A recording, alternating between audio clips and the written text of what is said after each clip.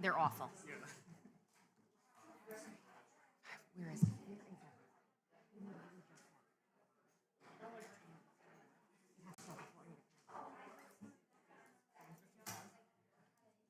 Thanks, Jeff. Thanks, Jeff. 7:55.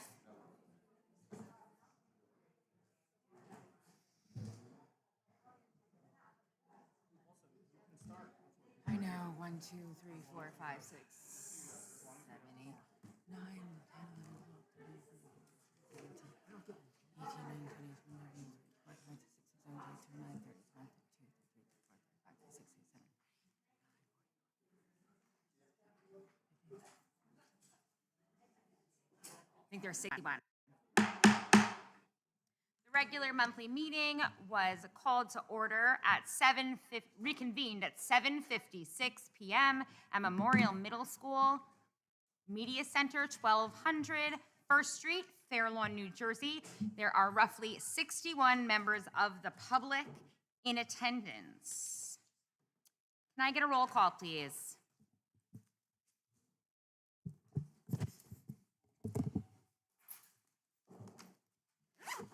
Mr. Baldowski? Here. Dr. Bertolini? Present. Ms. Brown? Present. Mr. Alia? Present. Ms. Vabelovich? Present. Ms. Kasoy? Present. Mr. Santana? Present. Ms. Yerman? Present. Mrs. Mahan? Present. We have a quorum. The New Jersey Open Public Meeting Law was enacted to ensure the right of the public to have advance notice of and to attend the meetings of the public bodies at which any business affecting their interests is discussed or acted upon. In accordance with the provisions of this act, the Fair Lawn Board of Education has caused notice of this meeting to be published by having the date, time, and place thereof distributed to the persons on the approved list, posted in the Board of Education Administrative Office, and sent to the Bergen Record and the Herald News. The announcement posting for the regular monthly meeting along with the date, place, and time thereof was originally distributed and advertised on January 24th, 2025. Please join me in the flag salute. I pledge allegiance to the flag of the United States of America and to the republic for which it stands, one nation, under God, indivisible, with liberty and justice for all.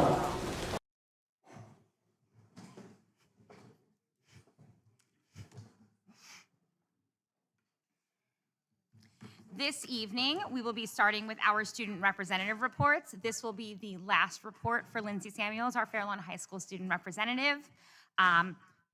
We have Victoria Geraci from our Memorial Middle School student rep and Abigail O, our TJ Middle School rep. So Victoria and Abigail, the floor is yours.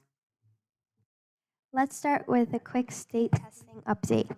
We did it. Science, Math, and ELA NJSLA 2025 is officially complete. The testing window closes tomorrow, so we're holding our breath and crossing our fingers that the state doesn't emerge from the shadows with a surprise requirement in the next 12 hours. This year's carnival was a great success. Not only did our PTO raise lots and lots of money for school-wide initiatives, families and friends were provided with the opportunity to gather and enjoy each other's company. Thanks to the fundraising efforts of our PTO president, Mrs. Sahori, and the executive board, students were provided with the opportunity to ride the rides during the school day on Thursday, May 15th, at no cost. Students and teachers in each grade level were provided with 1 hour of unlimited entertainment. The fun continued on May 20th with a No Place for Hate BMX assembly that promoted kindness and respect.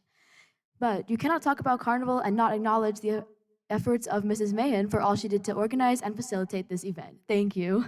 And speaking of rides, on Wednesday, June 4th, TJ's 8th graders are looking forward to their end-of-year trip to the Six Flags Great Adventure. Memorial students were surprised with BMX stunt show on May 12th that brought big air and even bigger messages about kindness, bike safety, and the importance of speaking up.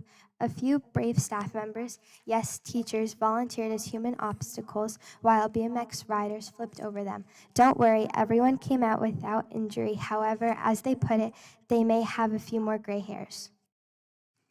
8th graders from both Memorial and TJ are scheduled to visit Fair Lawn High School on Friday, June 13th, for their annual Common Ground and Day of Cooperative Activities that will begin their exciting transition into high school. Our Heroes and Cool Kids wrapped up their final visit of the year, leaving our 5th and 6th graders inspired and smiling. These high school mentors have helped build meaningful connections with our middle school students, and we're looking forward to continuing the tradition next year. During the weeks of June 3rd and June 10th, Mr. Weaver will be visiting with each fourth grade class at Milnes, Radburn, and Warren Point for a read aloud as part of their transition to middle school. Parents will visit TJ on June 11th for orientation, and over the summer, our rising fifth graders will visit in small groups of 20 for their A Day in the Life of a Fifth Grader in 75 minutes or less orientation. Our talented choir, orchestra, and band at TJM Memorial recently performed at the Teen Arts Festival, receiving glowing reviews and participating in hands-on arts workshops. And speaking of performances, last week our 5th and 6th grade students dazzled at their spring concert, and as we speak, our 7th and 8th graders are performing live right below us. If you listen carefully, you might even hear the sound of Memorial Magic in action. Also known as Emancipation Day or Freedom Day, June 19th commemorates the ending of slavery in the United States of America. The official abolition of slavery did not bring equality. The devastating effects of segregation were first addressed almost 90 years later by the Civil Rights Movement, and it was during those years that Juneteenth started to grow in importance. Texas adopted Juneteenth as a state holiday in 1980, and on June 17, 2021, President Joe Biden signed the Juneteenth National Independence Day Act, making this historical event the 11th federal holiday in the nation. During the week of June 16th, as part of our No Place for Hate Gold Award programming, students will be receiving instruction in one class per day on Juneteenth in the areas of language arts, math, social studies, science, health, world language, and the arts to observe, recognize, and reflect on the history and contributions of African Americans in the United States. Our No Place for Hate ambassadors made us incredibly proud last week when they attended the official awards ceremony in New York City, where a memorial was recognized with the prestigious Gold Award. This honor capped off a year of impactful activities, including powerful collaborations with Fairlawn High School and Westmoreland Elementary that brought students together across grade levels to promote kindness, inclusivity, and respect. It's been a true team effort and a beautiful example of what happens when a community commits to a positive change. And to boot, we were there to celebrate with Dr. Baptiste as she was honored by the ADL. Congrats, Dr. B. In other news, today Mrs. Kuipers hit the road visiting Linkrest Forest and Westmoreland as a part of our award-winning transition program for current fourth graders preparing for middle school. Her visits help lay the groundwork for a smooth and welcoming start to life at Memorial and build excitement for the incredible journey ahead.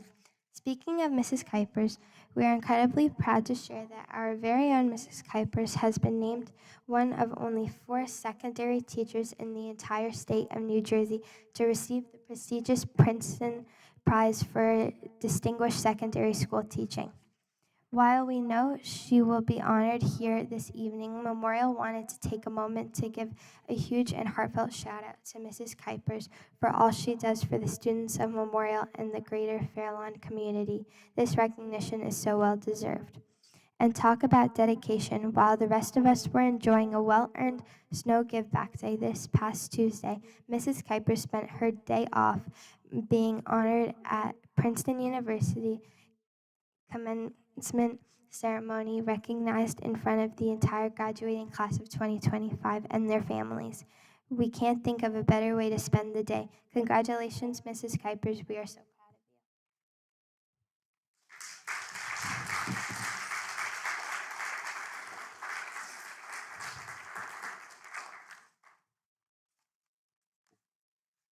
I'm very pleased to share some exciting updates from Fairlawn High School as we approach the end of the academic year. The Student Government Association and class councils are currently preparing to elect their 2025 to 2026 officers, with elections scheduled for tomorrow, Friday, May 30th. We wish all the candidates the best of luck and look forward to the results. We also would like to extend our gratitude for everyone who supported the Mask's recent production of Spirits. The performance was a great success, and we are proud of the hard work and talent of our student performers and crew. Students are eagerly preparing for this year's marathon events, which are going to take place tomorrow, May 30th, which includes a volleyball tournament. It's a great opportunity for our school community to come together, have fun, raise money, and to give back to local causes. In addition, many student organizations are wrapping up their final events of the year with a special focus of focusing on celebrating our seniors. Overall, it has been another successful and fulfilling year at Fairlawn High School, and I'll miss reporting to you all every month as this will be my last meeting as the BOE rep. We thank you very much for your continued support.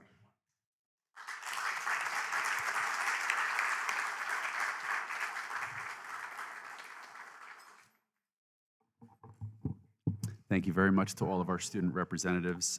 Before we jump into our formal meeting this evening, I would just like to, on behalf of the Board of Education, on behalf of our administration and our staff, acknowledge Victoria and Abigail as our representatives.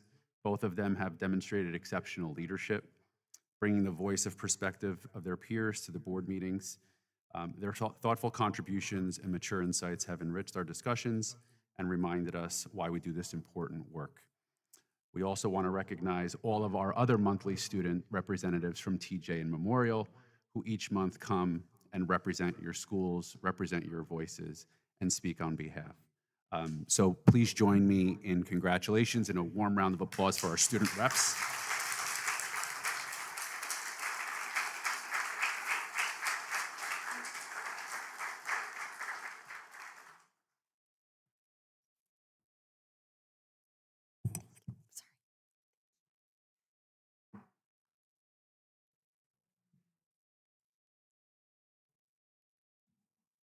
And then last, but certainly not least, we have a very special relationship with Lindsay. She's been a student representative for the past 4 years, and we've been very fortunate to have her serve in this capacity each month, every meeting over the past year. And your contributions to this space here and also during student dialogue and your leadership are immeasurable, and we are greatly appreciative. You're a testament to what Fairlawn is all about, and we are extremely grateful for your contributions to our school district and to the student body. We're very proud of you for everything you've accomplished, and we're very excited to see what you accomplish in the next chapter, which we know will be immense. So please join me in congratulating Lindsay Samuel as our student rep.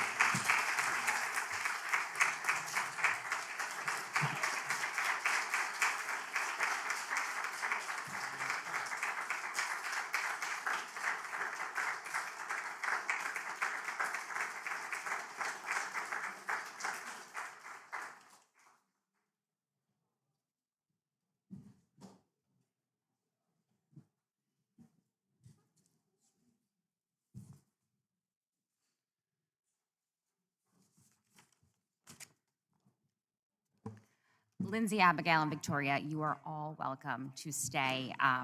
We have a really long meeting ahead of us. We have our Education of the Whole Committee where our Central Office Administration will be presenting our State of Schools address. So you're welcome to stay with us, but I also understand if you'd like to take a moment and get a picture or two taken by your families and then head out. So I'm going to give you a minute or two if you want to take a picture in front, and then we'll move forward.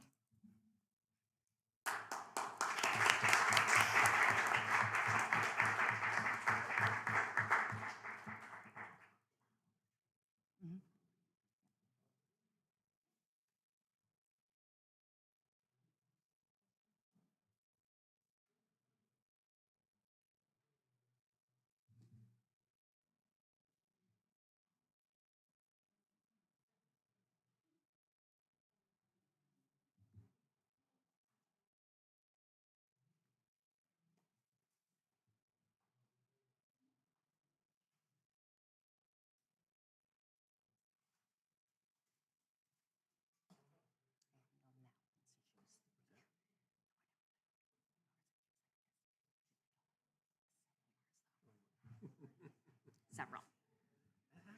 Mm-hmm.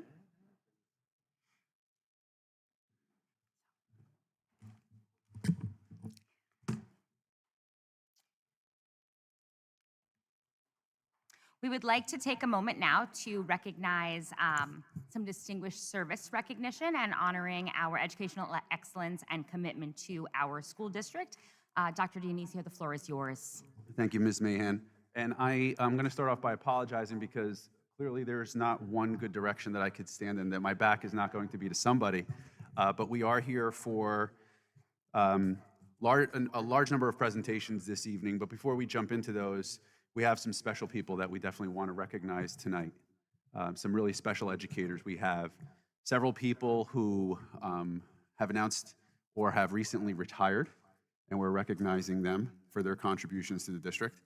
And we have two very special people who are recognizing for some really outstanding accomplishments here in the Fair Lawn Public Schools. So we're going to jump right on into it. First, we have Lisa D'Elia, who's retiring from Fair Lawn High School as a guidance secretary. Lisa has truly been an institution at Fair Lawn High School. For years, she was a cornerstone of our scholarship program, playing a vital role in its success. Her dedication and hard work helped to ensure that the program not only survived, but thrived each and every year. What sets Lisa apart was her genuine connection within the community. Through this bond, she was able to keep the scholarship program flourishing and ensure that countless students had success and the resources and the opportunities that they needed.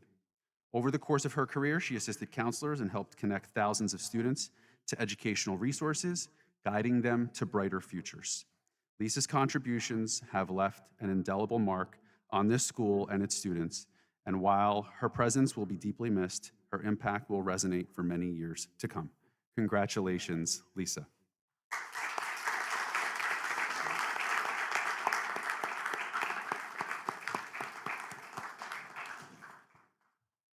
Marcy Goldberg retiring from Milnes as our RN nurse aide. After 17 years of dedicated service, we recognize a school nurse who has consistently provided steady care and professionalism. Her strong connections with students help them feel at ease and supported throughout their school day. Known for her exceptional organizational skills, she kept the health office efficient and well-managed, a warm, welcoming place for anyone who walked in. Her gentle presence and genuine love for children made her so much more than a nurse. She became a vital part of our school family. As she heads into retirement, we wish her the same joy and peace she so selflessly gave to others. Congratulations, Marcy.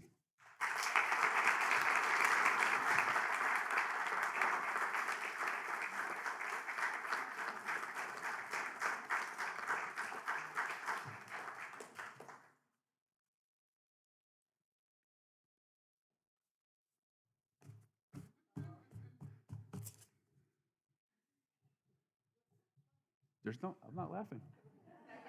You're laughing. Jennifer Gruber, retirement, special education teacher. I would say Westmoreland, but she's been across the district. Jennifer Gruber has had and made a remarkable impact on the lives of more students than one can possibly count. For the past 20 years, she has worked tirelessly in our Stepping Stones program, providing not only high-quality ABA instruction, but also unconditional care and love and guidance in a nurturing environment. Under her guidance, students have grown academically, socially, and emotionally. Jen has been a passionate advocate for inclusion throughout her career. She helped develop the Stepping Stones Buddies program, which educated general education students on how to play and interact as peers with their classmates in the program. As a result, groups of fourth graders regularly gave up their recess time to participate in this meaningful initiative. Jen also served as a liaison for Peers for Peace, visiting with Stepping Stone students, creating valuable opportunities for interaction and mutual understanding between students of all abilities. Throughout her years of service, Jen has worked across all grade levels. She began her career at Milnes, working with fourth and fifth graders, spent 9 years at Fair Lawn High School in the transition program, and concluded her distinguished career working with our youngest learners at the kindergarten level at Westmoreland. Her dedication and compassion have left an indelible mark on students across our district. We are forever grateful for the lasting impact Jen has made, especially on some of our most exceptional students, helping them believe in themselves and realize they are capable of anything. Congratulations and thank you.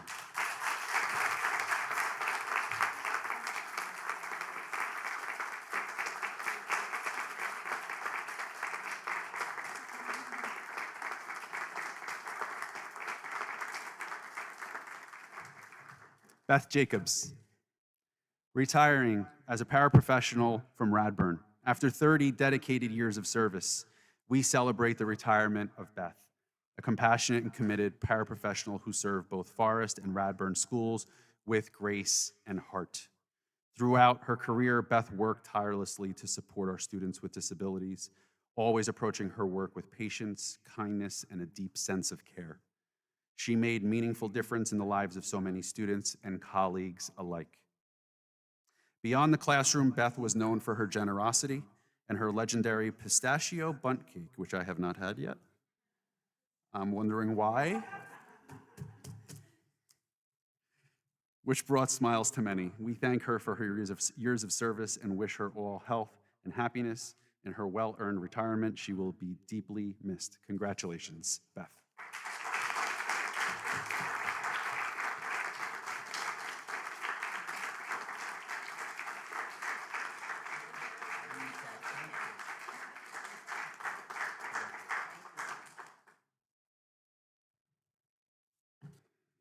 Patricia Keelan could not be with us tonight. Paraprofessional at TJ is retiring after 25 years of service. She is acknowledged for her work over the years as a paraprofessional in her role supporting students in small groups and as a one-to-one. Mrs. Keelan had a conscientious, dependable, and passionate member of the TJ community whose willingness to help in many ways possible made her an integral asset of the school. Always smiling and willing to offer a helping hand, she truly understood the needs of her students, and her gentle demeanor helped to create a comfortable atmosphere for all. Congratulations, Patricia.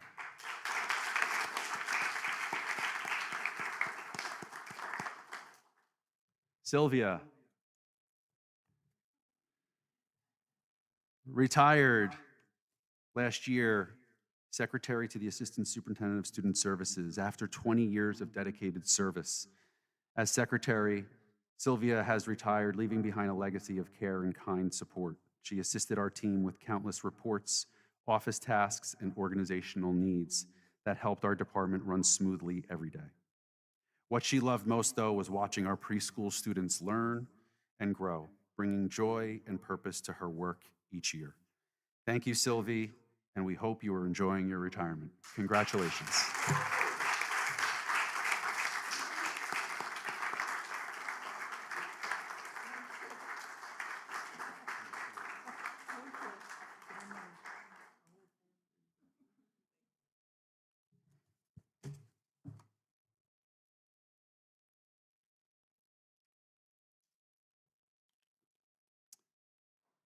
Lorianne Brunetti Kuipers, Princeton Prize for Distinguished Secondary School Teaching, honored this year.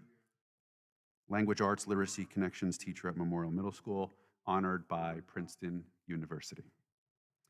It is my tremendous honor to recognize Ms. Kuipers, who was selected by Princeton University for the 2025 Princeton Prize for Distinguished Secondary School Teaching. For 23 years at Memorial Middle School, Ms. Kuipers has exemplified the highest ideals of teaching excellence. Princeton's rigorous selection process recognized what we've long known, that Ms. Kuipers is truly the heartbeat of Memorial. She founded our school's character education program, earning national and state schools character awards. Through her Celebrate America Club, the Points of Light student recognition program, and regular student visits to West Point, she connects literature and character education to real-world leadership and service. Ms. Kuipers organizes events for our veterans, countless moments of learning that her students carry throughout their lives. Her teaching philosophy beautifully balances academic excellence with character development, focusing not just on what students know, but who they become as people and as citizens. Princeton has honored exceptional teachers since 1959, placing Ms. Kuipers in a distinguished lineage of educators who have shaped generations. She is only one of 4 recognized at the state level by Princeton University this year. She accepted this honor at Princeton's commencement ceremony, as we heard earlier, on May 27th. She will receive a $5,000 award as well as $3,000 for this Memorial Middle School library. Please join me in congratulating Ms. Kuipers on this well-deserved recognition.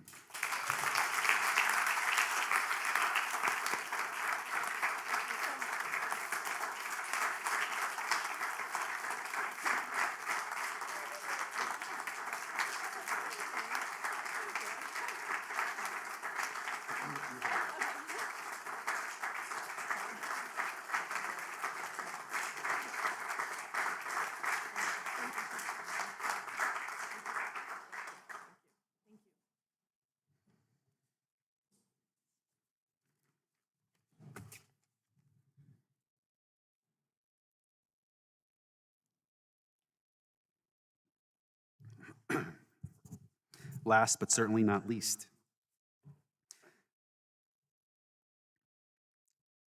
excuse me, wrong pipe. Dr. Stephanie Baptiste, the Anti-Defamation League, ADL, Gold Star Educator Award of the Year recipient. Fair Lawn High School Assistant Principal, Administrator. It is my distinct honor to recognize Dr. B, who was selected for the 2024-2025 Gold Star Educator Award recipient. This prestigious recognition honors educators who transform their schools into exemplary spaces of no place for hate environments. Dr. B was chosen from countless dedicated educators for her unwavering commitment to fostering inclusion at Fair Lawn High School and her influential work expanding the No Place for Hate program across all 10 schools in our school district. The ADL specifically recognized Dr. Baptiste for designing activities that promote belonging, empowering students as leaders against bias and hate, creating safe learning environments for all backgrounds, and extending these principles district-wide.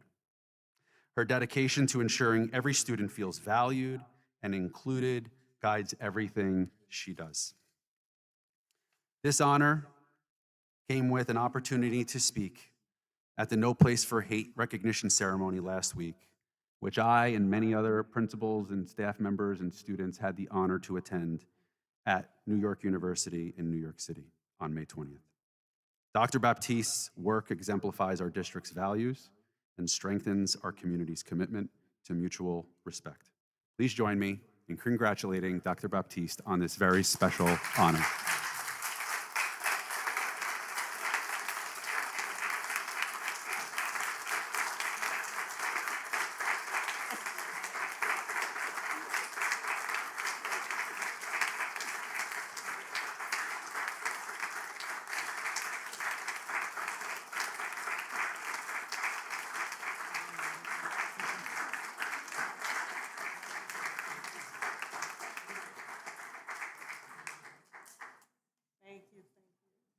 Congrats.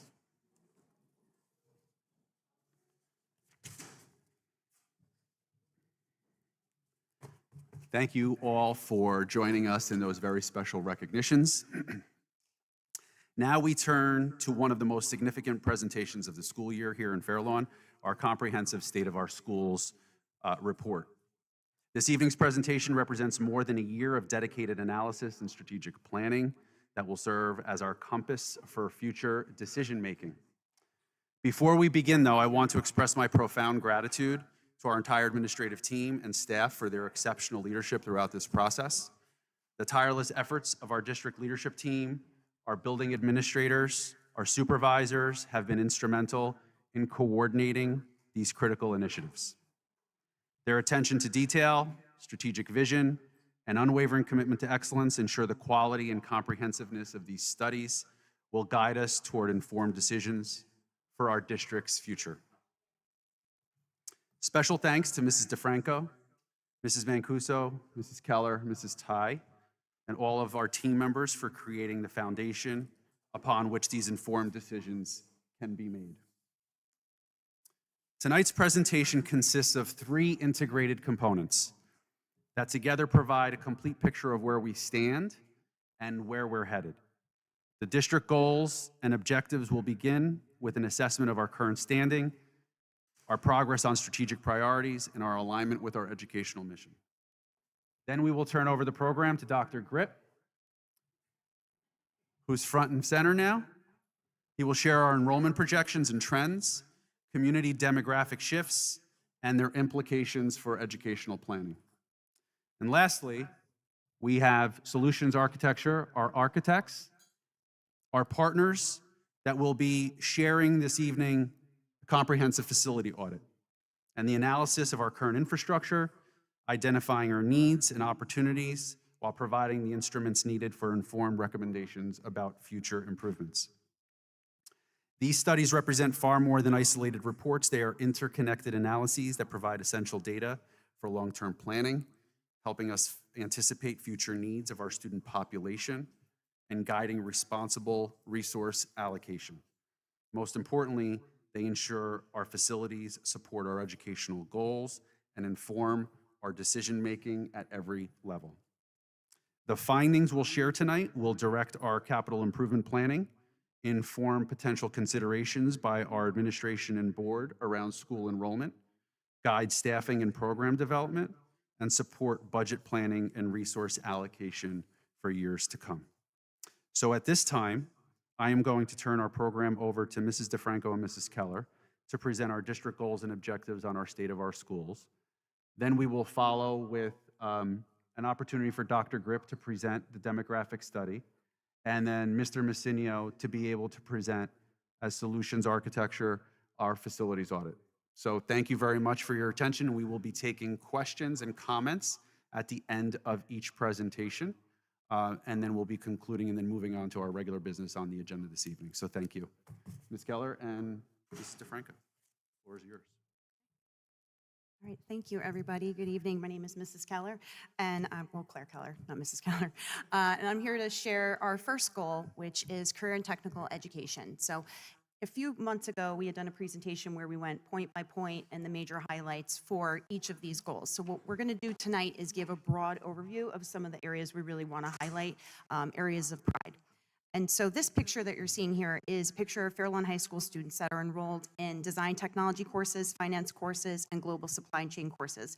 And they took a visit to DOCO US headquarters, which is an international construction supply company. So it's a cross-department field trip that they're able to apply various different learnings throughout what they have experience with at the high school, but they got to see what it was like in the real world. So this was a really nice event that was a lot of excitement, that they learned a lot of great things, and they also got to meet a Fair Lawn alumni there who was able to speak to them and give them a sense of future career opportunities. So that was exciting. And that's one of the highlights really for this goal this year was the cross-department collaboration. And by having that, by working with teachers and staff members and students in different departments, we're enhancing our programs, which is just making things better for our high school experiences. So like I mentioned with the field trip, but another example are our business courses working with our transition program at the high school. That is with the Busy Bean coffee shop and also the school store. So they were able to see opportunities that students were able to learn about their business and apply that to both of those opportunities so that the students are not only gaining valuable experience working with each other, but also work-based learning experiences. One of the things that all of our career and technical education programs have are dual enrollment course opportunities. So they're receiving college credit for at least one of their courses in these programs. That's a really wonderful opportunity. In addition, one of the things that we looked into this year were more industry valued credentials. And so what does that mean? Those are things that are valuable for employers. So right now, because all our courses are dual enrollment courses, they don't have that additional piece. They don't need to have that additional piece. But the staff this year spent the year looking into which ones would be valuable. So for instance, CPR certification in childcare or OSHA in our architecture class. And so they narrowed down this year things that they wanted to have for their students. And now they're at the point of selecting the actual digital program and platform that the students can gain these industry valued credentials. So we're looking forward to moving forward next year with the opportunity of getting these credentials into the actual courses. All right, I turn it over to our students.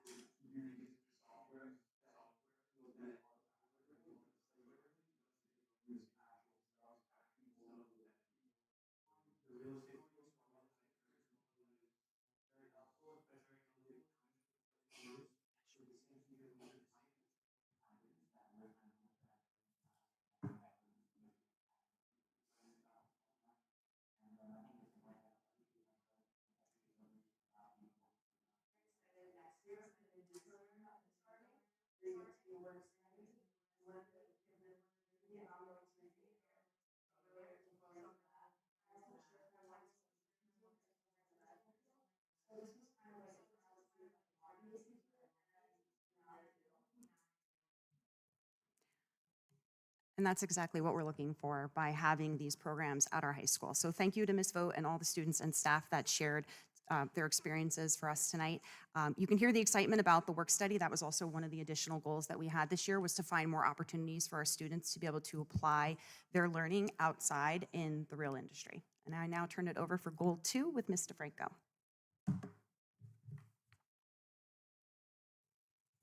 Thank you, everybody. I have the pleasure to speak about maintaining student and staff well-being, which has been a goal for us for quite a few years. It really sticks. There's several aspects that I'm going to talk about tonight that fall under it. And as Mrs. Keller said before, this presentation will go over major highlights of this goal and what we achieved. As during the last presentation, we went over it point by point. But you're going to see some really tremendous things tonight that we're all really proud of. Within this goal, there were many different areas relating to student and staff well-being, social, emotional, and behavioral supports, and also community engagement. So within this goal, the first 3 parts that we're going to talk about relate to our 9th grade counseling program, No Place for Hate, and our famous wellness days that everyone loves and appreciates, staff and students alike, within the district. Our 9th grade counselor program is a new initiative this year. I want to thank the high school administration and notably Mr. Anthony Gattilla for spearheading this endeavor this year. It has been wildly successful. You're going to see a video that speaks to it. I also want to thank the school counseling department because it takes a team for a new initiative to be successful, and all of them work together in order to make this happen. So I'm really thankful to each and every single one of them at the school counselor high school level for this. No Place for Hate, we will talk about different various activities at all of our schools. Such a highlight for Fair Lawn Public Schools to have all of our schools participating in this initiative, and a nod to Dr. B again.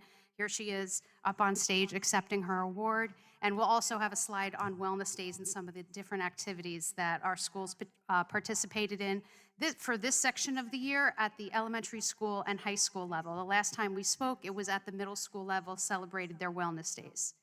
Here's our 9th grade transition team.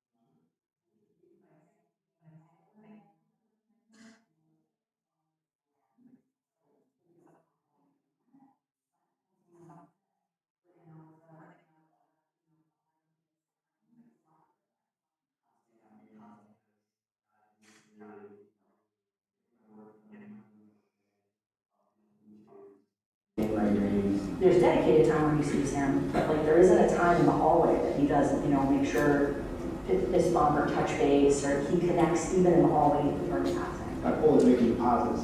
And every single day you make these small deposits. Whether that's a handshake in the hallway, whether I see you in the cafeteria, I say, hey, how's your lunch going? I'm thinking of one student in particular. He's tall, so he can see me, and I can see him, and so he's like, hey, sir, how's it going? It makes you feel part of the community, but it also makes you feel like you're making a difference. You feel seen by Mr. Lake. 100%, yeah. Yeah. We're the person. We're the person. We have an open door policy. You can come talk to us at any time. High school is big, and it can be scary.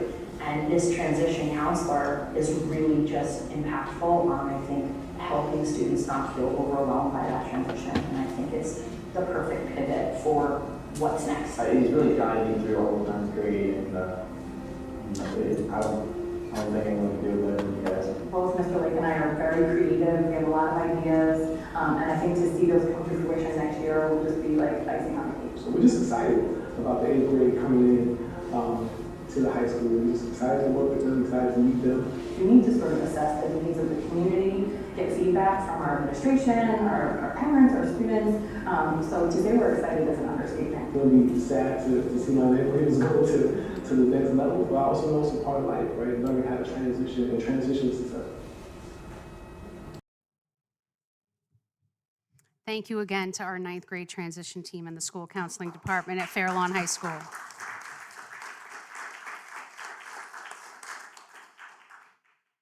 And here are some nice picture captions of all of our activities that we completed this year for No Place for Hate, TJ Cares, large assembly at Memorial Middle School. Many of our Fairlawn 100-day projects incorporated inclusivity and diversity and equity within all of those activities and creating a safe environment, which is what Fairlawn is. Our Lizzie Sider concerts at the elementary level, also our ADL recognition and celebration there, and various activities at the elementary level, which we will talk about in the next slide too.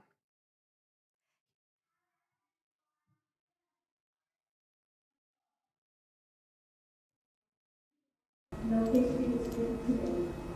We're here to tell you just about exciting act for it. And it's a fun day. On Thursday, March 15th, during lunch, we're shaking things up. We won't sit with your usual friends. Each of you will be assigned a table with students from another class. Why? Because mixing up is all about making new friends, breaking down barriers, and helping us to be a more welcoming place. At each table, you'll find a bucket of fun questions to start conversations, and learn something you'll later on. You might find out that someone has the same favorite movie loves to sing sport, or has a hobby that you never knew about. Hard listening and want to include and to remind each other that kindness and respect help make the world an awesome place.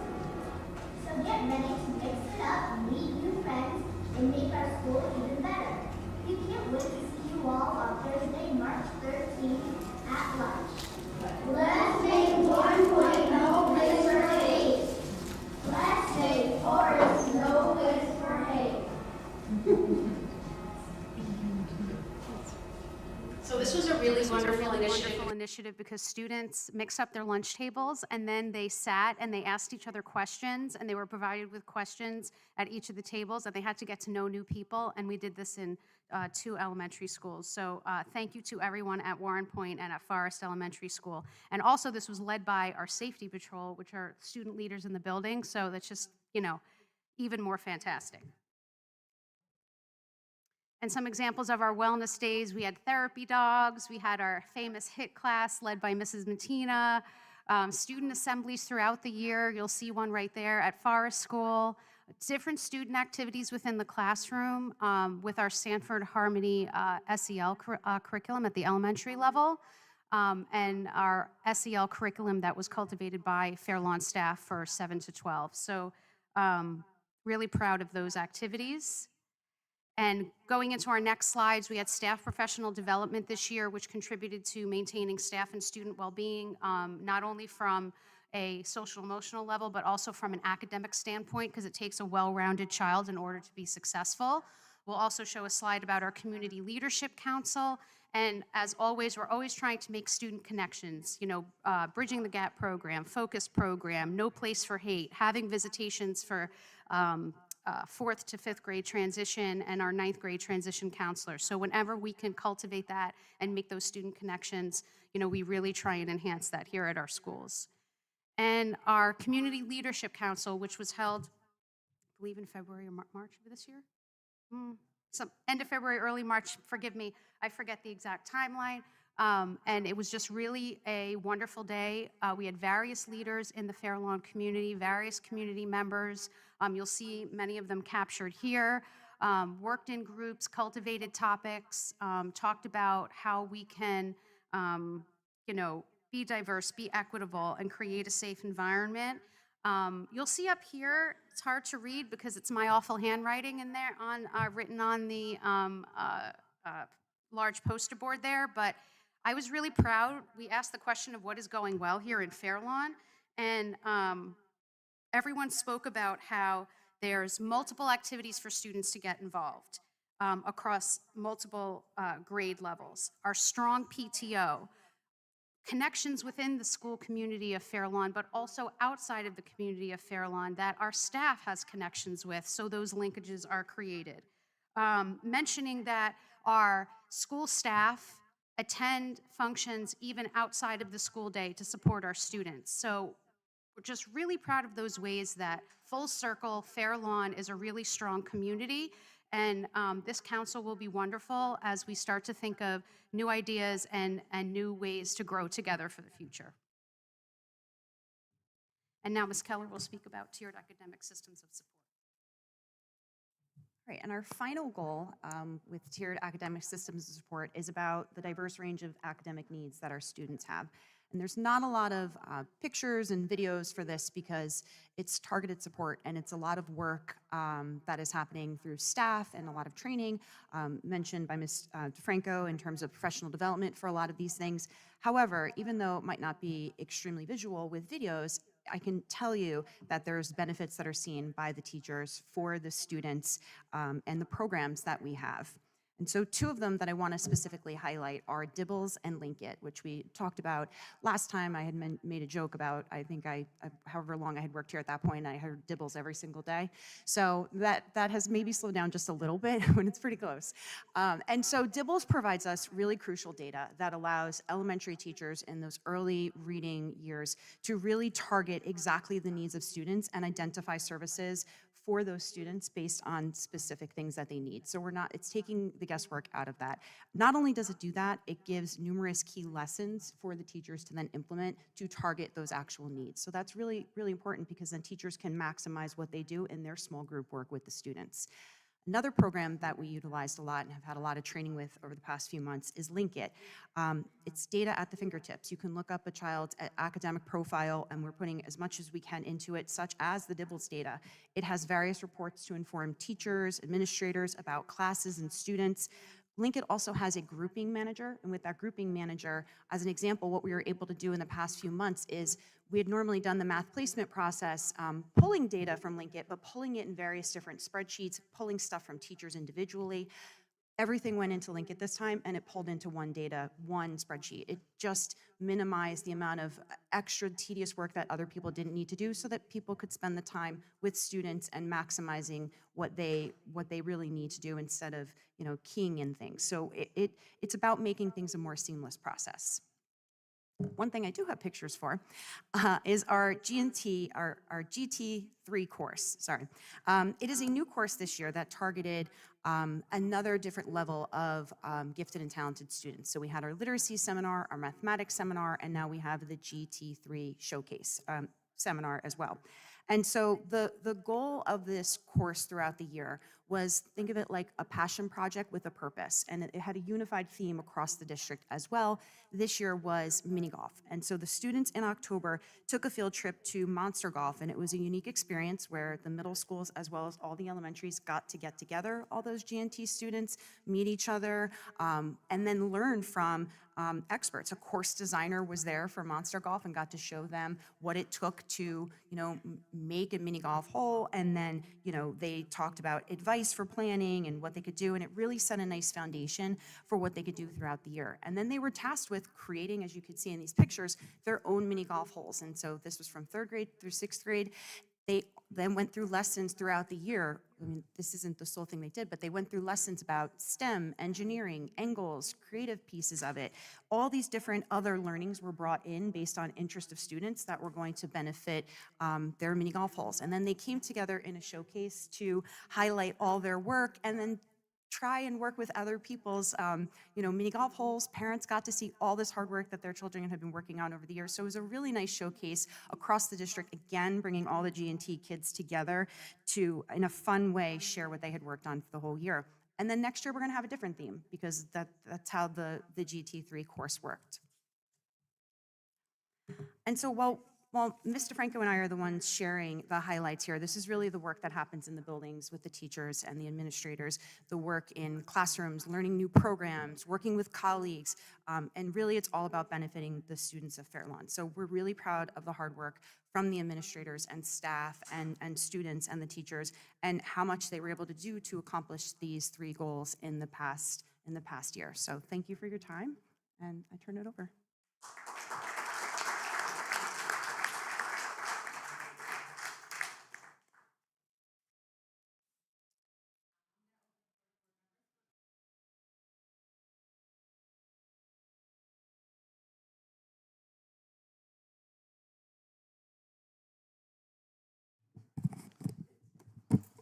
Thank you so much for the wonderful presentation. I think the G3 showcase where you did the golf, I think that's really cool.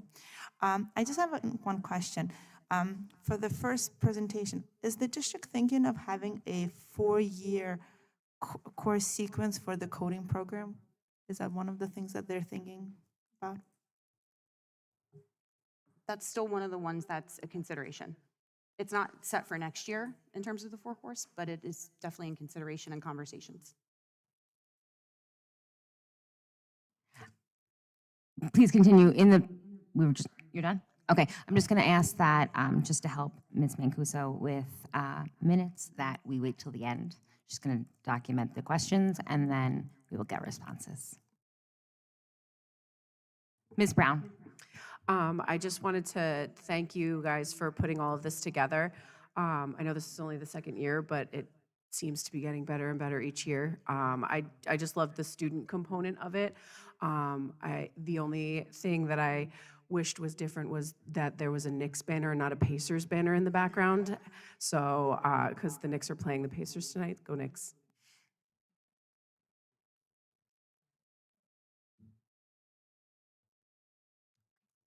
Mr. Santana.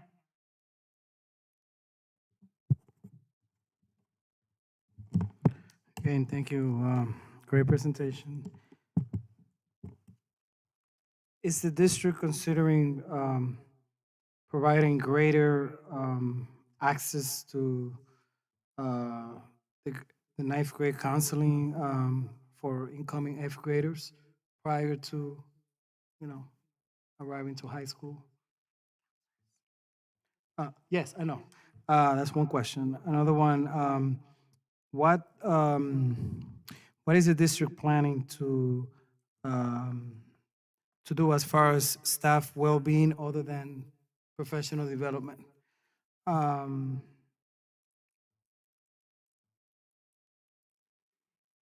than Dibbles and LinkIt, is there any other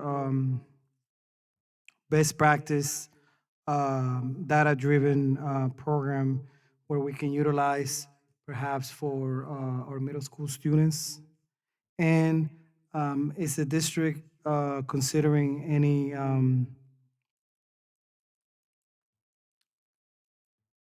tech education as far as plumbing, electrician, or anything like that for non-college bound students. Thank you.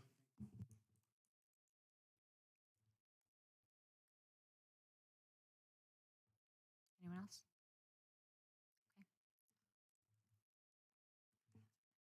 The floor is closed. Ms. Keller and Mr. Franco, you are welcome to answer or respond.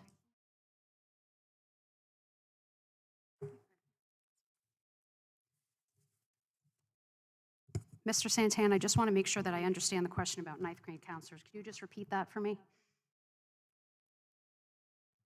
Yes, is the district planning to expand access to ninth grade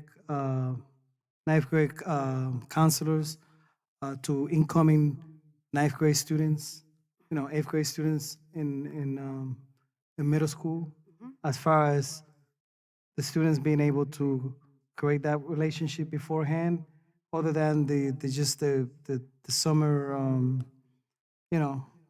summer, the summer program that they do. Other than that, Right. because I heard relationships. So in order for you to create relationships, you need some time, Sure, sure, of course. So they've already started to visit eighth graders at this point in time, and they have attended the assemblies that each school has had.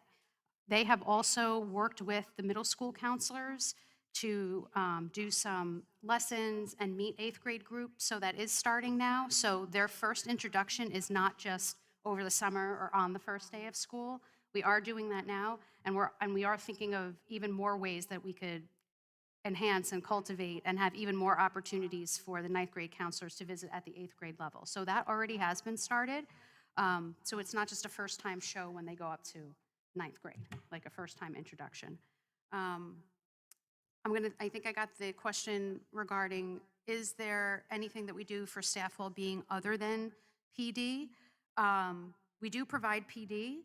The wellness days have captured staff-led activities based on individual surveys that schools have sent out. The building principal sent out, hey, what do you want to do, or what do you want to participate in, or is there anything that you would like to lead? Some of these activities our principals brought in for them. Some of them were led by staff, which gives a good census of what they want at each building level and what their pulse point is in terms of what they need in terms of wellness. We also, have given back time throughout the year, whether it's faculty meeting time or things of that nature for wellness. So we're always open to, receive suggestions from staffs, but a majority of that does come on the wellness days. And then there are pinpointed days throughout the year for certain time. And anything that I could help you with? No, that's good. In terms of additional data that we have in other grade levels, so each grade does have numerous pieces of data. So for instance, math has unit assessments, beginning of the year, end of year, mid-year assessments. Language arts has reading levels, various different other things. So there's like LinkIt actual assessments, but then there's other things that are inputted into it. So there's a few different data points, and we're always looking to add more. As we're meeting with teachers and they're like, would this be something good to have in the platform? We work to get it in there. So whether it's something that we load or even directly could go in. So that way it's a usable program so we can track progress over time and serve for teachers in future years to know about the students' academic understanding. In terms of tech programs, so the 4 CT programs that I highlighted are our official programs through Perkins that we receive funding for. We do also have other programs. So we have a construction class and a woodshop class where students are building walls and running electric through the wall. So we have 2 courses of that. They're just not a Perkins class yet. So kind of what Ms. Favelic said in terms of like coding, we have computer science as well, but it's not a program yet, but we do offer a few classes in it. So we have experience for it. It's just we don't have like that 3-year sequence where they're fulfilling according to the requirement of Perkins. And that's something we're looking into for all of these type programs. Thank you. No problem.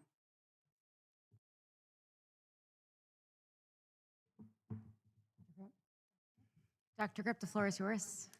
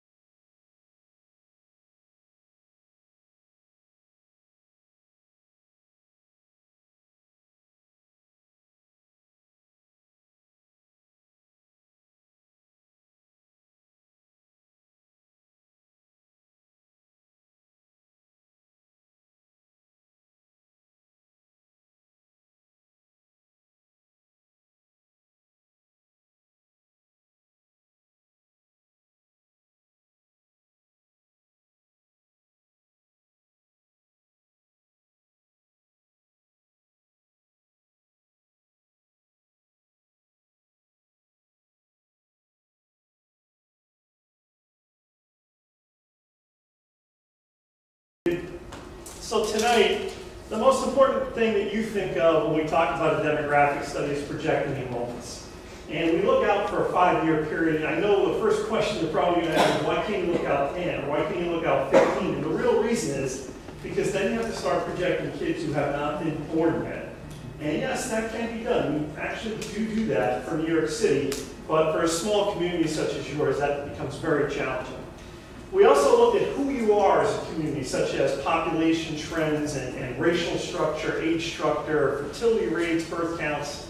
Then we drilled down to the school district level, looking at your historical enrollments of the last decade at the elementary, middle, high school grade configurations, as well as by school and district-wide. We took all the birth counts that have happened in the community and we segregated them by attendance area for your 6 elementary attendance zones to see how they could impact different elementary schools in the future. We also computed what's called student yields, which is a fancy word for children per housing unit for your community for apartments, townhouses, and single-family homes. We researched new housing starts and analyzed the impact on the school district. We also compared your school building capacities to the current and projected enrollments to see if you have surplus seating or shortage of seating. And finally, we projected enrollments based upon student yields and housing turnover rates. That's a completely independent analysis. I'll talk about that very briefly at the end. It's quite out in the clouds from my colleagues out in Cal Berkeley. So here you are as a community. This is just the population of Fair Lawn from 1940 all the way out projected on the far right, which is 2050. So if you look in the far right, that is the projected population by the North Jersey Transportation Planning Authority. But right now, in 2020, your population is around, I think it says about 34,000 up there, 34,927. So we're projecting a gain going forward, as you can see. So who are you as a community? What's your demographic profile? Well, we look at all the races, and we looked at it from 2010 to 2020. I'm only showing the largest races up there. 2/3 white, 15% Hispanic, 13% Asian. What we're seeing in your community, and this is common for places that we work, in fact, I probably do about 20 districts in Bergen County alone, is that we're seeing it's increasing Hispanic and Asian population in your community and a decline in white population from 2010, the last 10-year census, 2010 to 2020. Median age, as you can see, fairly close to that of the state. Very high foreign-born population here. The Indian population, for people from India and Russia are the 2 largest sources of where your foreign-born people come from. Very, very, very educated community. When you see 62% having a bachelor's degree or higher, with that usually comes higher incomes. As you can see on the next line, the median household income here is $142,000, which is probably almost $50,000 more than the state. More than 12,000 housing units here, of which 79% are 1-unit homes. So when I drove around town tonight, it's mostly detached single-family homes. About 1/4 of the housing units are renter-occupied, which is less than that of the state. And the median value of an owner-occupied unit is $488,000 compared to the state around $429,000. So we drew a map up of the community as well as plugging in where all the schools are located. And the next map shows the elementary attendance areas and the respective 6 schools that we just mentioned a moment ago. And then the next one is the middle school attendance areas, which more or less just segregates the town left and right for the 2 middle schools, separates it right in 2. So the district's historical enrollment was collected over a 10-year period, and it's always the same date. It's always October the 15th, because that's when you send your enrollment to the state of New Jersey. So when you see the counts in this report, it's always that same time frame. And that was back in October of this year, 5464. And I've been working with your district for a while, and what's been happening here is you've been having increasing enrollments year after year, except for this past year, it started to stabilize. If we look back 10 years when it was 4804.5, there's a shared time student there, you've gained about 660 students in the last decade. That's quite a lot. So the cohort survival ratio method, which is the methodology we use as demographers to project enrollments, And in this case as well, we use that to project out 5 years. We'll talk about that in a moment. So here's just a graph showing that P to K-12 enrollment over time. You can see at the far end there, you can see it stabilizing in the last year or two. So when we look at it for elementary, middle, and high, I always say this is more or less the most important graph you want to look at tonight. So the elementary graph, elementary line is up on top. It's the blue one. And basically you had increasing enrollments through the 1920 school year before things started to stabilize. So when you think of that, usually that kind of means that at least the upper grades, middle and high, will start to stabilize as well. When you look at the middle school, they really were increasing, and that's the middle line, up through the 23-24 year before they reversed trend. And the high school's been basically going up in the last 8 years. You can see just straight up lines, except for that top blue one kind of stabilizing. So how do we project enrollments? I have to explain this just so you know I don't have a magic 8-ball in the back of my office telling you what the enrollments are going to be.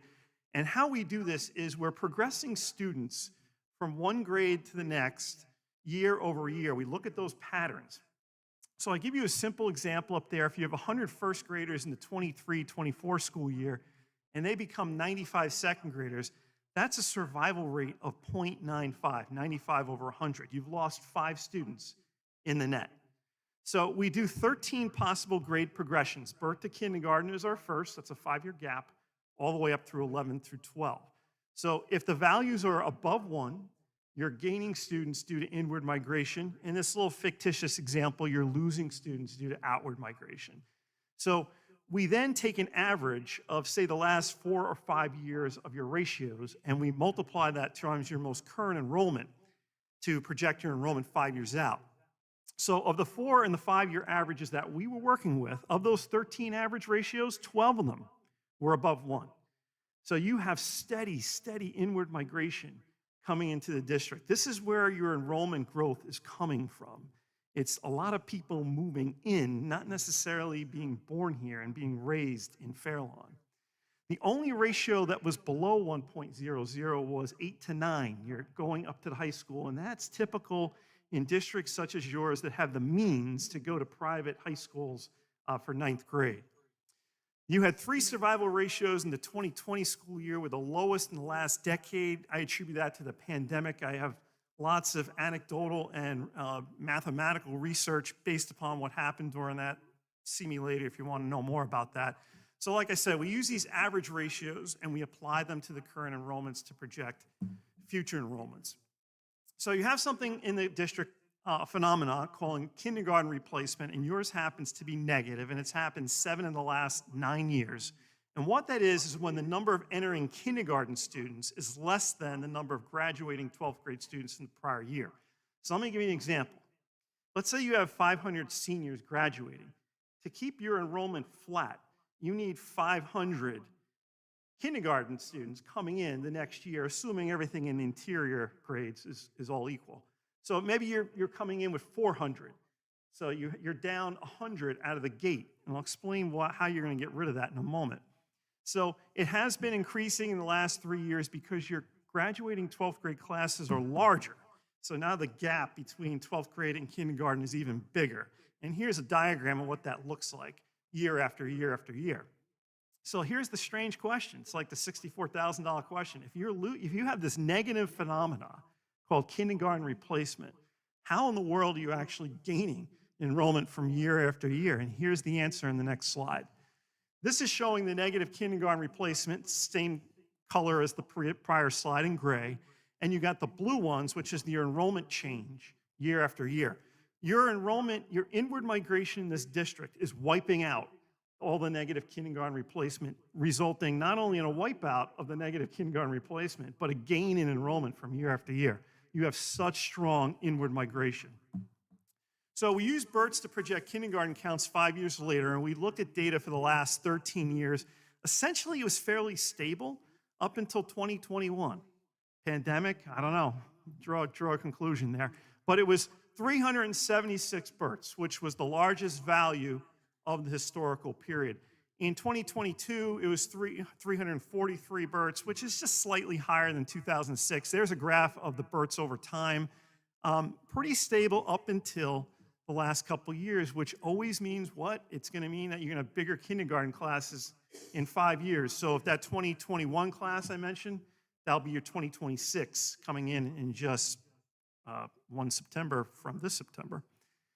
So we do an analysis where we look at your births and compare them to kindergarten counts 5 years later. And then we do the division, kindergarten students over births, which is the birth to kindergarten survival ratio. And if they're above 1, that means that people are moving into the community from other towns where their children were born. Notice what happened after you switched from half-day K to full-day K. The values which were below 1 up in the top there in the upper corner of the right are now above 1 or well above 1, because now people are not enrolling their kids in private kindergarten facilities. They're coming straight here for registration. And then some, because you're getting values above 1 for the most part, meaning people are coming from other towns. So we also broke down the births by attendance area. I'm just going to whip through this real quick, just showing that the Westmoreland area had the most births in that particular time frame in red, way down the bottom there, and the Lindcrest area had the fewest. The area in the far right that says unknown, when we get the birth data from the state, they can tell us that a woman lived in Fairlawn, but for unknown, they're saying we don't know exactly where she is, so I can't tell you which of the 6 attendance areas she would belong to of that birth. So this is just showing births over time, the total number of births in each zone, and the difference between the endpoint years. So when we look at births by attendance area in 2009, you can see there the Westmoreland area has the most in the upper left. And if you fast forward to 2022, it's now the Milnes area. And if we go by census block, which are smallest geographical areas by the Census Bureau, where are births occurring the most, it's in the Westmoreland area in 2009 and kind of scattered in 2022. And then when we look at it in the aggregate over that 13-year period, any place you see a dark blue is where the most births are occurring. So this is a really interesting analysis for us because it shows you exactly where births are occurring. So who are you as a community? This is where things really get interesting, because when you start to work with higher SES, socioeconomic status districts such as yourself, you start to see pictures like this. This is what's called an age, sex, or population sex pyramid. It's Demography 101. You've got males on the left, you've got females on the right, and those are percentages in the 5-year age increments from 0 to 4 of people all the way up to 85 plus. So in 2010, the biggest groups for males were 45 to 49 and 50 to 50 for females. Now watch what happens when I fast forward to 2020. Now we have the largest group for males being 40 to 44 and females being 60 to 64. I'm kind of toggling here. You're missing some people in the 20s and 30s, if you notice, because they can't afford to live here. Between the property values, the taxes, when we start going into more heterogeneous communities, both by race and economic diversity, we start to see those areas fill in, okay? So that's not the case, at least it's starting to fill in a little bit, but not all the way. And when we look at it, the changes over time at the exact, for the males and the females, there were gains all the way across for 60 to 79 age groups, which is the aging of the population, you're graying. That graph up there, when you see that line in blue, straight across, that's the biggest gainers, which is the 65 to 69 population, and the biggest decliners was the 50 to 54 population. But over this 10-year period, you also had very large gains in 0 to 4 and 5 to 9, which is your elementary and those about to entering school. So we contacted the local planning and zoning board. Compared to the last time we met 4 or 5 years ago, the amount of housing that's being developed here has calmed down. There's only one development before the planning board as we speak. And they told me about one on Broadway, which would only have 10 one-bedroom units. You're lucky if you get one kid out of that. So that development would not have much of an impact on the district. So we did compute what's called your student yields by housing type, just to tell you how many students you have in different types of units. This is the big takeaway of this slide is the third bullet. For single family to 4 family homes, very large yields, 0.758. But once you get down to townhouses and apartments, the yields get much, much, much smaller. So if developers build apartments and developments, if they make 100 units those type versus 100 detached single-family homes, there's not going to be many children in the multifamily, but there will be in detached single-family.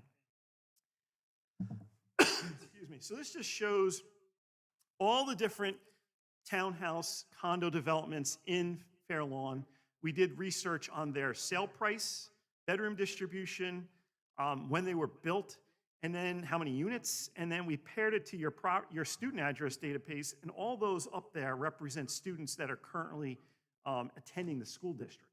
So it shows you the yield on the very far right for each of those developments and compares it to when we last did it 5 years ago. For the most part, the yields were the same, but overall, the very bottom corner of the screen, you can see the yields have increased in the townhouses and condos compared to 5 years ago. We also did that for apartments, but instead of looking at home sale prices, we're looking at rents. And if you look at the bottom right, the yields are fairly closer this time compared to 5 years ago. When you look at how much construction has happened historically, we took all the developments and we pinpointed where they were in the borough by elementary attendance area. And you can look right straight in the middle of your screen. Radburn has gotten the most historical residential development in this 6-year period. A couple of the developments were the crossings at Radburn, which was 163 townhomes, and another one called Barrister at Dunkerhook, which is age restricted, which wouldn't have an effect on the school district. But 190 of the 239 in the Radburn area. Keep that in mind as we go forward. And this is really hard to see, but if you look there's supposed to be points up on that map. If you look in the Radburn area in the far corner, there's a bunch of yellow dots. That's simulating where all those houses have been built in the last 5 or 6 years. This is just showing home sales over time.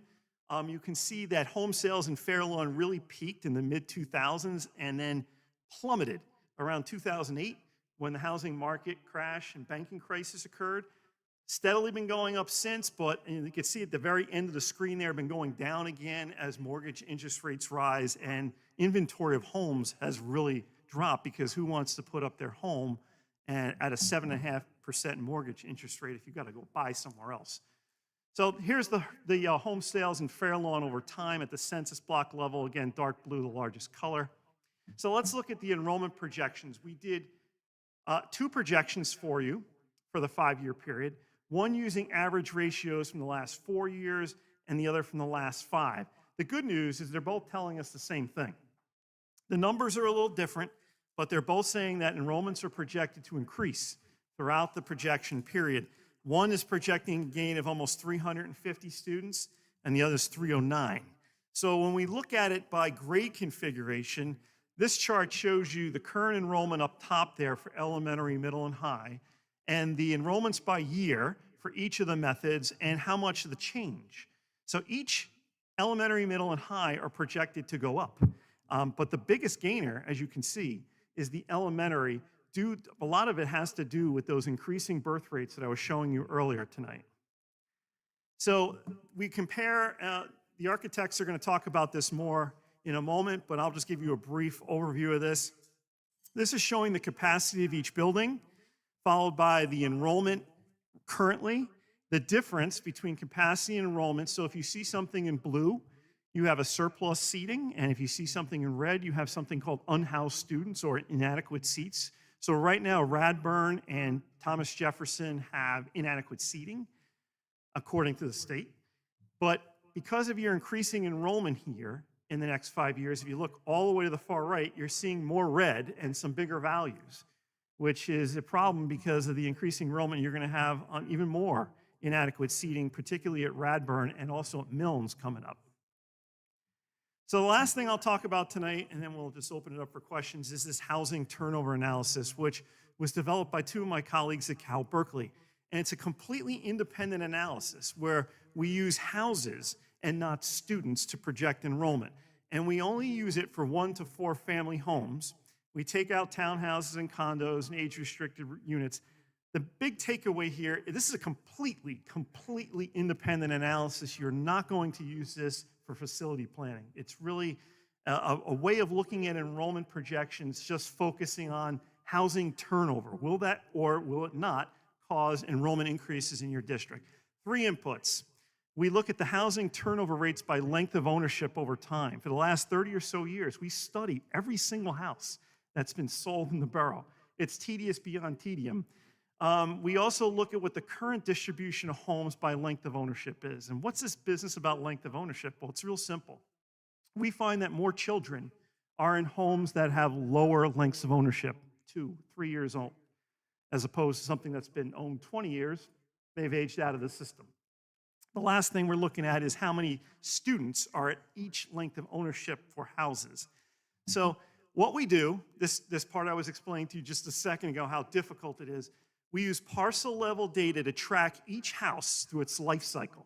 Life cycle meaning, well, first of all, we have data from the state that has the sale dates and prices and the year the home was built.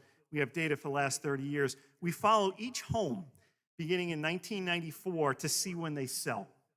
So I give you a simple example there. If you have a home that was built in 1980, it has 3 separate sale dates, 2002, 8, and 12. It's now part of 3 separate cohorts, 2002, 8, and 12. The first length of the ownership is not between 1980 and 2002 because we only have sale data up to 94. Maybe there was a home sale in 87, so we can't use that data. So the first length of ownership is 6 years, the next is 4, and the current length of ownership is 11 from 2012 to 2023. That was the last year we had data. So this is showing you, when we looked at all the data from the borough, where are the greatest turnover rates for homes that are sold? It's in the first year of ownership, where you have 4.8% of the homes selling. Why is it so much? I think people want to move up into bigger homes, but you can see over time, the turnover rates decrease. So the current number of homes by length of ownership in your community, this is the distribution. This is showing you how many homes are at each length of ownership, and I believe the greatest number right now are in the 4th year of ownership on the left-hand side of the screen. This shows you how many students are in each home by length of ownership. So in other words, if a home is owned 10 years, how many students are in that type of length-owned home? So the biggest one is at 1.08. That's the student yield at 8 years of ownership.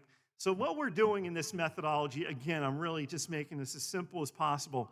We're taking your current length of home ownership distribution, just showed you that 2 slides ago, the historical turnover rates that have been happening in your community. We're either going to advance a home to its next year of ownership, we're going to project out 5 years, or we're going to sell it and have it go back to 0 years of ownership. So we're going to create a distribution of homes for the next 5 years at each length of ownership, and then we're going to multiply it by that student yield distribution I just showed you in the prior slide. And this is what it got me. So the top line is showing the number of students from 1 to 4 family homes. The other ones in the middle are going to be held constant. Those are students from apartments and townhouses and also the pre-K population. But what we're seeing, to make a long story short, is that if your turnover rates continue to the way they have been historically, enrollments would actually decline. So housing turnover is not going to be the effect here that's going to drive your enrollment upward. It's certainly not. Not if you're going to continue to sell houses the way they have been. So what's the summary for tonight? Going back to the methodology using the cohort survival ratio method, we're projecting enrollments to increase throughout the 5-year projection period, primarily for 2 reasons: inward migration of students, and secondly, increasing birth rate. So the greatest gains are projected in the elementary and the high school grade configurations, and to a much lesser extent, the middle schools. Thanks for your time. Questions?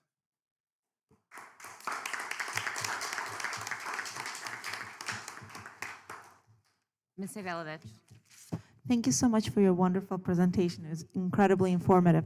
My question was, you said Milnes, Redburn, TJ, that slide you said they're going to be overpopulated based on the state. How did you determine that a particular school such as Milnes can only have this amount of kids or that particular amount of kids?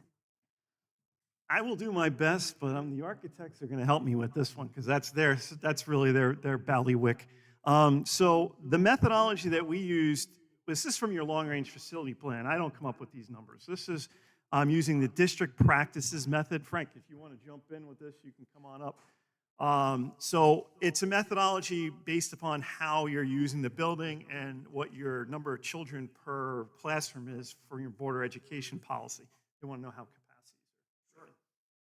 So the capacity of a building is generated by DOE in your long-range facilities plan. So when you put the building in, and it's really a function of when the DOE looks at it, they look at the square footage of the building, the overall square footage, and then that square footage is divided by the square footage per the student population. So for an elementary school, it's 125 square foot per student. For a middle school, it's 131 square foot per student, and for high school, it's 151 square foot per student. So those values are divided. Now, when you have an elementary middle school, then there's a weighted area allowance, and that number's different. So if you took the building square footage and divided it by any one of those three numbers, you'll come up with a theoretical capacity. The reason that that is flawed is because in your district, you don't necessarily use every square footage of the building. You're using net classroom space. And in some of those classrooms, you may, because of special ed requirements, have a full-sized 800 square foot classroom that has 6 kids in it. Therefore, you lose capacity simply by the district practice, by the way you're using these rooms. So in order to truly analyze capacity, you have to do a capacity analysis by building. This is based upon DOE's application and the amount of your current enrollment minus the capacity based on DOE. That gives you a broad stroke of what your building capacities are. As far as how they occur at different schools, that's based on the enrollment at different schools and the square footage of those buildings, which is not shown here on this slide, but that's really how it's determined. So some of your buildings are bigger, some of your buildings are smaller, and that helps increase or decrease capacity. Does that answer your question? Thanks, Frank. There's no way I could have gotten to that detail. Anyone else? Mr. Baldowski. Thank you for the presentation. Having reviewed it in our finance committee as well, I know Ms. Mancuso has reviewed many of the questions with our committee. But one question that I did have was regarding the one-year turnover rates that we see that are so high, and whether that is reflecting, or if that's unique to Fairlawn, or if that's seen across the board. Just because Fairlawn, as you've driven around, you see these small capes that are now being completely expanded to 4 or 5 bedroom homes, flippers, and sold within the year. Flippers, I know. And I was wondering if that calculation is going to shift that ratio when it comes to looking at length of ownership and the number of students that yields. So that's a good question. So this is based upon that calculation that you see there is the weighted average of 30 years worth of data that's looking at bad cycles, great cycles, and everything in between. So to ask what really is going to happen in the future is anyone's guess, especially with interest rates being what they are, and things change daily in our country, it seems like. So I really can't say. So we had to sort of make some kind of assumptions in this process, and we had to say that this is what it's going to look like if that's what it's looked like in the last 30 years. That's the best we could do. Mr. Santana. Thank you for the presentation. I took statistics in grad school and I don't remember anything. God bless you. So correct me if I'm wrong. Based on what you presented, we'll have the negative migration, like you call it. That's the terminology. Inward migration. Inward migration. Yeah. Okay. Inward migration. So we have a lot of people. We have a lot of people leaving, but we have a lot more coming in. Well, there's always a net, right? There's always people leaving. There's always people coming in. But for your district, the positive inward migration is always more than what's leaving out. Yes. So, do you consider at all any potential redistricting to solve some of the overcrowding in TJ, Mills, Radburn, way above my pay grade. Actually, it isn't above my pay grade. We Yeah, do I that, just- but I- we I don't do that. just want to comment on that. So for tonight, we are only presenting factual information. At this meeting, we are not going to be presenting the administration's recommendations. Okay. I did not see, in the first time I saw this presentation before the pandemic, I think there was some information about the demographics of the community by neighborhoods, to ensure that we don't have any segregated school with, This report actually has 5 or 6 pages where we mapped the census data by race. can the board have a copy of the data? Yes, we'll send that to the board. Thank you. And it's not segregated at all. I mean, we have pockets of everything, every which way. So yeah, Got it. you can see it. Thank you. No further questions. Okay. Dr. Rupp, thank you. You're welcome. Frank and Tom. Floor is yours.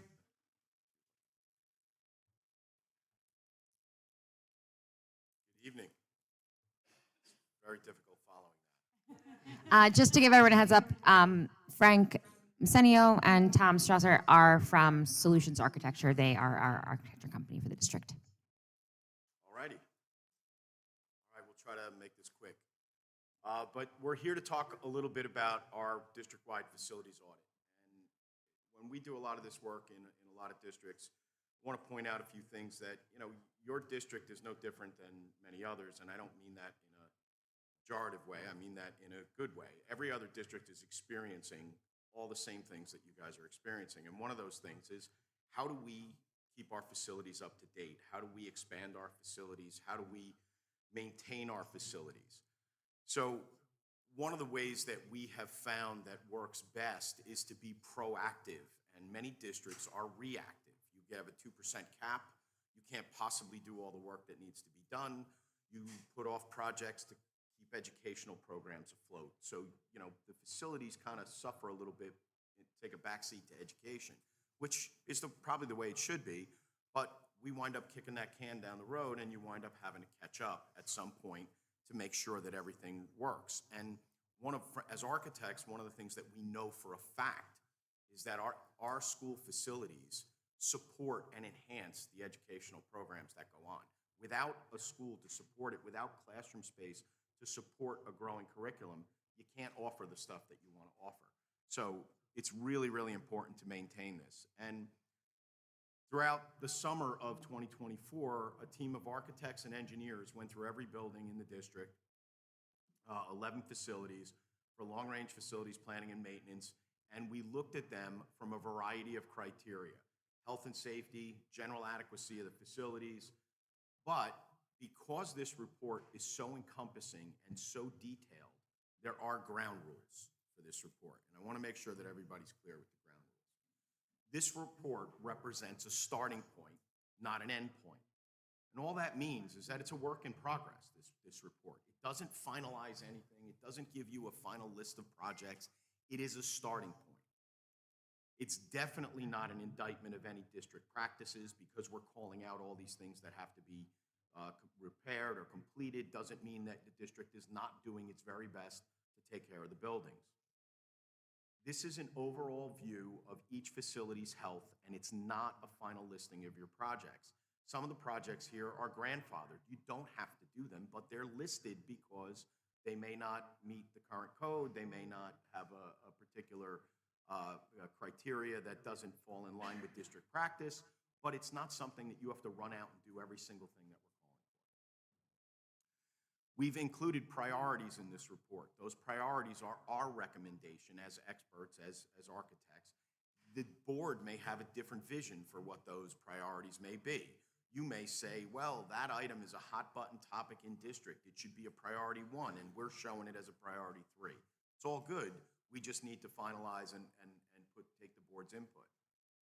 Budgetary estimates here require some discussion, because this report is a broad stroke report. We don't know when any of these projects will be done. We don't know when you plan on doing these. So the reports have contingencies, multipliers, escalators in them so that they will withstand 5 years of time. They're not, as if you were to do it tomorrow, that's a whole different story.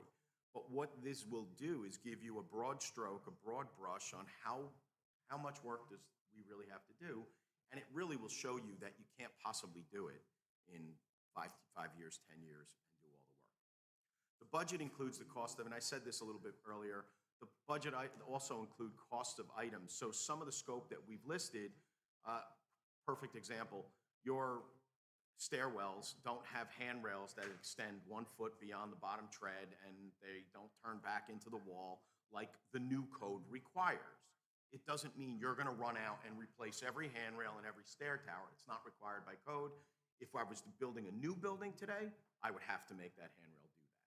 But you're not required to go back and do that. So a very simple answer is that is called out in the report, but it's not something that you're going to have to run out and do. The amount of work that's represented herein could never be completed under your annual budget, under your 2% cap.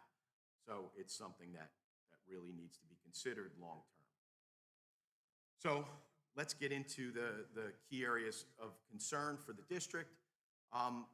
Broad, big picture, it's no different than a lot of other districts. Your building capacities, as Dr. Grip has enumerated, are something that we need to consider and keep in mind in the coming years. The ages of your facilities is something that we need to consider. Obviously, as buildings age, it's no different than us. Creaks, cracks, everything starts to wear down. Outdated program spaces, obviously, as I said before, in order to keep up with the educational components, we want to enhance those spaces, science labs, media centers, the things that need to be updated in order to be able to support a really progressive curriculum. Safety and security, from a vestibule standpoint, being able to control access to the building, doors, hardware, mechanical, electrical, and plumbing infrastructure. It's always a hot button topic. Fire protection, alarm systems, making sure that panels are addressable, PA systems, making sure that you can communicate throughout the building, even if it's on a regular basis or if it's in an emergent situation. Toilets, boilers, roofing, windows, these are all things that need to be addressed over time, and in this case, some of these are lacking. So the report is broken down, and when I say report, one of the other things I want to point out about this is that in the past, when we did these, we gave you a binder. Probably gave you 9 copies of this binder because there's not, 10 facilities, multiple copies. And what happened when we gave it to you, you looked at it, you flipped through some pages, and it wound up on a shelf somewhere. And when you had a question, you called us anyway. So that's the way but that's the nature of a binder and a book that's voluminous. But what we've done is we've taken this entire system and we've transformed it. It is now all content that is in a searchable, indexable website. It is a web page that you have access to. It is a secure web page, so not everyone has access to it. It is accessed by secure password and username and password, and it has the ability to do that because it is a security issue for this to be out there because it has floor plans, it has a lot of information on school districts, so it's not, it's something that we want to control. But this website will have, and we'll show you a little bit more in detail, but it breaks down every school under these categories. It evaluates them under these categories. The categories are site improvement, building envelope, building interiors, mechanical systems, electrical systems, and plumbing systems, as well as your fire systems. We've included the 4 priorities that you see on the right-hand side. Immediate action or remedy is required. Attention is strongly recommended. Attention is recommended as your budget allows. And then the 4th one is really educational components. Your attention and remedy is recommended if it will improve the educational adequacy of the building. The report is broken down into several components. There's an introduction. It tells you what codes we analyzed each building with. It gives you a description of the site and the building itself, when it was built, how many additions, how many square feet the site is. There's a virtual visual report. This is a virtual walkthrough. Many of you have gone onto real estate websites and have looked at these where you click on the dot and it walks you through the space and you can see every square footage of the room. Every building and district has been scanned digitally, 3D scanned with GPS scanners. You can walk through every building from your desk. You don't need to go to each building anymore. Facilities audit has a written report section that goes through every code section, every area that we noted above. There are issues floor plans, 2-scale floor plans of every building that show where the issues are that we've called out that need to be addressed. There's roof plans for every building, along with a chart showing the warranties, the roof age, the roof life for each section, all in one place now. You don't have to go and dig through the basement for plans and all that stuff to try and find this. It's all in one location. There's a room listing, has every room, every corridor, every closet with the square footage, where it's located, and everything there. And then probably the most important piece of this report is the budget estimate. There is a budget estimate that is included with all of our recommendations for every school, for every category, and that is something that will be used as we go through. When projects get completed, it gets crossed off that list. When new projects get added, they get added to the list. If we change a space in the plan, if we divide this room in half at some point, we come back with the scanner, we scan it, and that goes back into the virtual model. You will always have the exact layout of every building, every space in the building. Just 2 other caveats. The information in this report should not be interpreted as saying that your facilities are inadequate or workable, or implying that they're unsafe or for use or occupancy. For each project that is entertained, when you decide, well, we're going to do that rooftop unit, there's a budget number in there, but that budget number has escalators and multipliers. If we're going to do a rooftop unit this summer, we're going to give you a current budget based on today's numbers, without the multipliers, without the escalators, and that's going to give you a real number. So the numbers in here, when you look at it, it's really order of magnitude. So what we want to do is, because of the secure issues, we're going to go through the portal components, but we're going to do it in a static mode. As you can see, when you pull up the website, you can see certain areas. So the area on the left, you'll see has, each school will have its own page. Each school has the play buttons that you see. Those are the virtual models of each building. You can walk through each section. On the right-hand side, there's a column of your report components. So it starts with the written report, it goes to site plans, it goes to roof plans. In the middle, you'll see that what looks like a 3D model of the building, and that is the scanned model of the building. All of those little dots and tags that you see are issues that we called out on the plan. You can click on any one of those issues at any time. You can project yourself into any room at any time and see what those issues are. And then there's the written report, and we're going to get to some of these other components as we walk through. So virtual visual report, that's, again, this is an image of what that space would look like. Every space is labeled, every space is shown. So we are here looking at the media center. This is the media center at the high school, but we are looking at the media center, and we are able to look at various spaces. We are able to look at that space in real time and see what's called out. We're calling out that it has dated fixed furnishings, dated layout, should be renovated. So these are things that could be done. Again, you don't necessarily have to renovate the space if you don't have the budget or don't want to. We can dive into any room, AV storage room, stairwell, and see what's going on in that space. So later on, when Ms. Mancuso calls and says, we've got to do this project or we want to look at something, we don't have to come out. We have the plan. We can measure it, we can look at it, and then verify things later. It saves time, saves money. You want to go to the written report? I can't. I lost control since you zoomed, I think.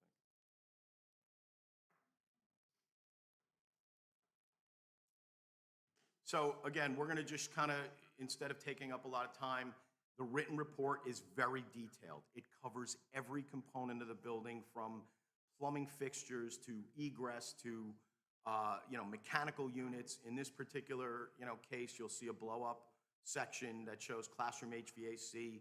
The high school consists of classrooms throughout A wing, B wing, C wing, and D wing. The HVAC is consistent, but the system type varies based on the date of construction. It goes into a great deal of detail and then makes recommendations. You'll see the recommendation based upon the age, efficiency, and proper ventilation relief for issues, UVs should be planned for replacement. It's a recommendation, so that's part of the budget. That's listed as a priority 3, and mainly because of cost, it's a priority 3. When you can do it, when the budget allows, it's something that can be done. So those are things, that's the way things are listed. Roofing is another big component, and you'll see that we've evaluated roof sections, we've evaluated the penetrations on the roof, the flashings, and we talked about replacement being required, and that those sections are slated for replacement in the summer of 2025. So it's allowing us to be more proactive with what's going on. An example of what the site plan could look like. So we typically do overlays of your building sites with satellite imagery. We then mark up where we see mill and pave this parking area, replace the concrete in that area. So you'll have an entire listing, not just in a written report that you can't really tell what we're talking about. You can look at the plan and see exactly where we're talking about things needing to be done. Remove play area, replace with asphalt parking area, mill and pave. There's a whole host of items that have been called out. Each floor plan is to scale, as I mentioned before. So you've got an issues floor plan. Zoom in on the legend. So each floor plan is color-coded, and the color codes are noted against the legend. So when you look at certain spaces and certain colors, it may be upgrading the complete room. It may be upgrading the floors or the ceilings, repainting the walls, replacing the doors and the hardware, water fountains. It is very comprehensive, so it covers every component: asbestos flooring, tile, wall base, mechanical equipment. You're seeing the very, very detail of what this report has to offer. And each plan is to scale, each room is current, and the report will be obviously updated as we go through each project. And that's the same for the first floor, second floor. We have them by floor, each building, and we go through each of those as well. There's the roof plan I was talking about. So every roof section is called out, the square footage, when it was installed, what manufacturer it is, when the warranty ends. So no longer are you going through file cabinets looking for warranties from these manufacturers. It's in one place. You'll also be able to tell that the one roof is going to expire in 2026. It's expiring 2026. So you'll know that that roof, 6 years from now, we're going to need to do something. So you can start to allocate funds for it. You can start to put things aside. So it makes us proactive, which in a school district, it's incredibly, incredibly important. Room listing, I mentioned before, every space in the building, categorized by where it is, what floor it's on, how big it is. So you can look at a glance at any space in the building and see how big it is and what its current room number is. And then you get into the budgetary costs. These alone are a spreadsheet that it's very extensive. So when you look at it, you'll see that the spreadsheets are laid out in such a way that on the left, you'll see the priorities. So the far left column is priorities. Some are priority 1, 2, 3, or 4. The report tag that you see coincides with the written report, and then that goes through the description of all the items that need to be done.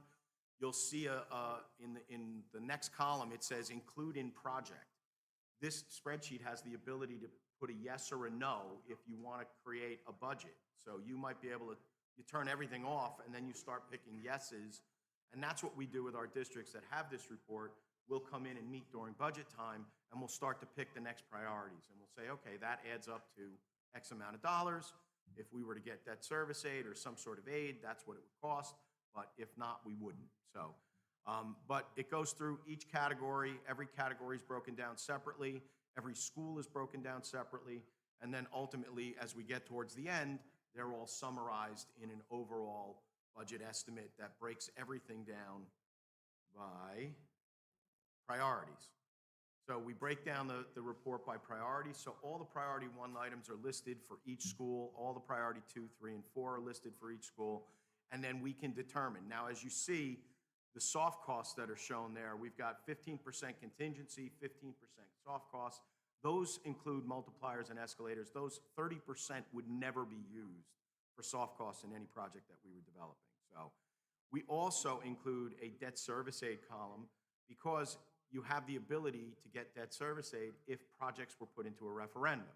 So if that becomes, there's so much work that needs to be done, if that becomes an option in the future, you would at least know which projects were eligible for debt service aid.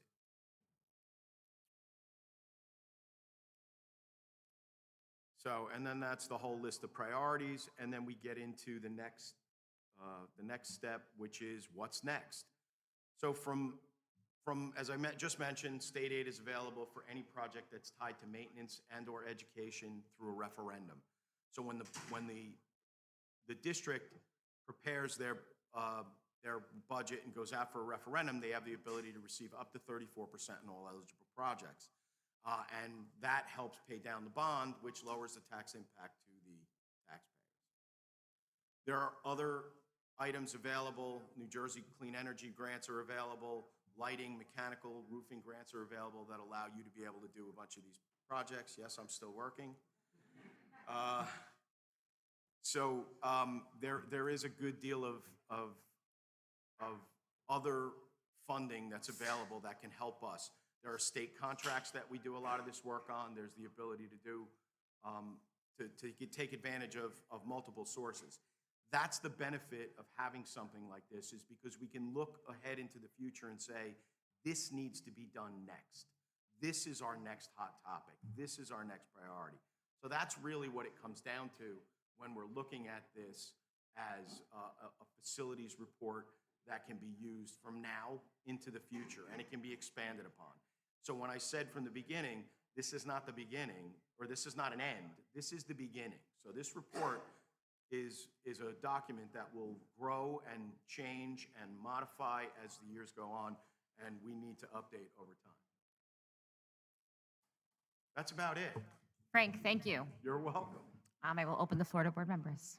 Ms. Favalovich.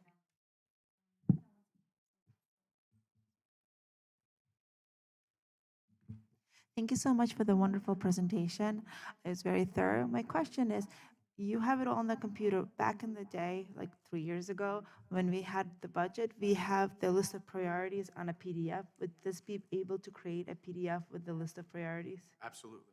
That Excel spreadsheet can be exported. It can be sent to a PDF, a spreadsheet. It can be set up in a variety of different ways. Everything in this website is indexable. So if you wanted to search in the entire report for every school and wanted to search toilet rooms to see how many times that came up or what those needs are, you could pull that up. But yes, this can be exported, printed.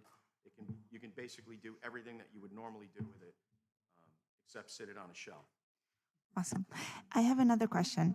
To piggyback from my previous question about the room capacity, did we, maybe not with you, but I remember we approved as a board the capacity of the buildings. Was that with you? That was. Okay, my question is, why was that not used for the demographic study, the capacity?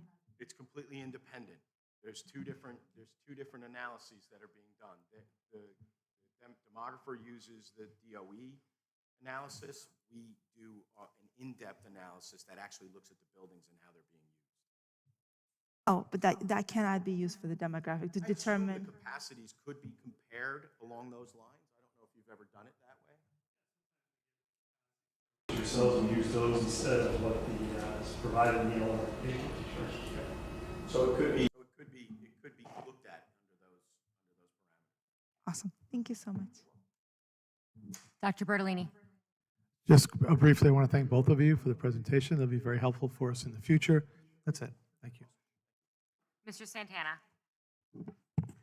Yeah, well, I was hoping to see some areas where we have some number one priorities, but you're saying there's a website where we can have access.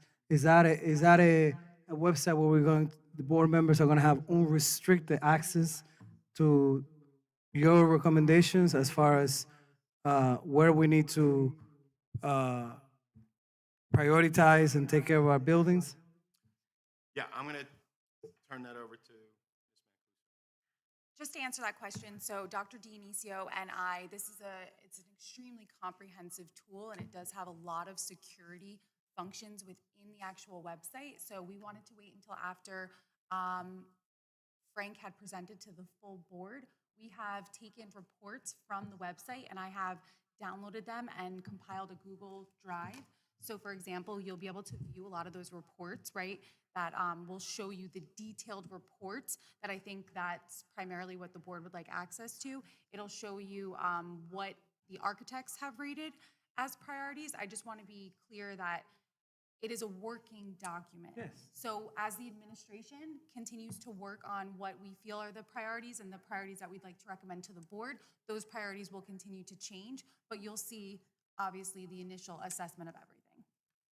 Yes, and just because the community is listening, we have to, all of us as a community, we have to make sure that we maintain and protect and take good care of our Board of Education owned facilities, which are owned by the community, by all of us. It costs a lot of money to maintain these buildings, so we have to make sure we protect them with good care and love. Thank you.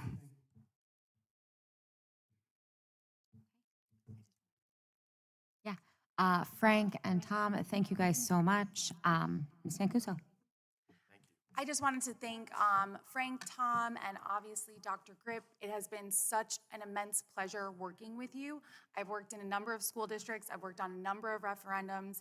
The tool that Frank, you and your team have provided, the attention to detail by working with our entire Department of Buildings and Grounds, how thorough you were. Every square inch of every building has been assessed. This tool is going to be so incredible for our future planning. And Dr. Grip, you are the same attention to detail. You painfully listened to all of my questions, both of you. And if you saw, Frank actually gave his cell phone, so I hope you took a screenshot of that. But really, thank you. It's so wonderful to partner with you. Thank you so much. Thank you, everyone.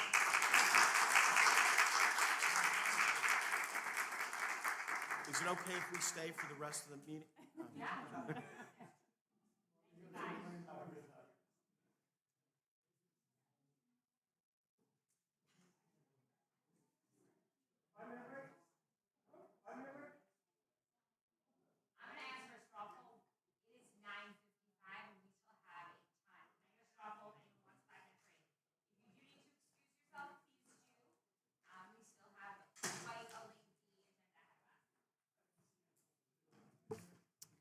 Okay.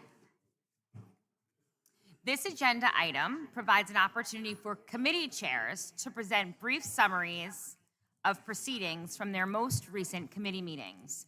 These reports are for informational purposes only and reflect activities that have already taken place. This is not an appropriate time to introduce new business items or engage in extended discussion on topics that should be addressed through the proper channels. Committee chairs, please be reminded to keep those reports limited to 3 minutes maximum based on the written meeting minutes. Focus only on key actions and discussions from the most recent meeting. Reference when the next committee meeting is scheduled. Avoid introducing new business that has not been properly vetted through committee. And submit any written summary reports to the superintendent and board secretary for inclusion in the minutes. Ms. Savelovich. In the beginning of the month, the Pedestrian Safety Committee met as a group, and there were multiple, a lot of people attended. One of the things that came out of the meeting was to have parliamentary schools in order to have a better way to enter the building, to have a 10-minute drop-off period, meaning within 10 minutes that the students can come in. For example, in Warren Point and in Milnes, for example, they were discussing that about 400 kids have to be in the building right at the same minute. So it creates a lot of chaos because a lot of parents have to park their cars and walk their kindergarten, their first graders, the second graders. So I sent this suggestion to the Personnel Committee. Thank you.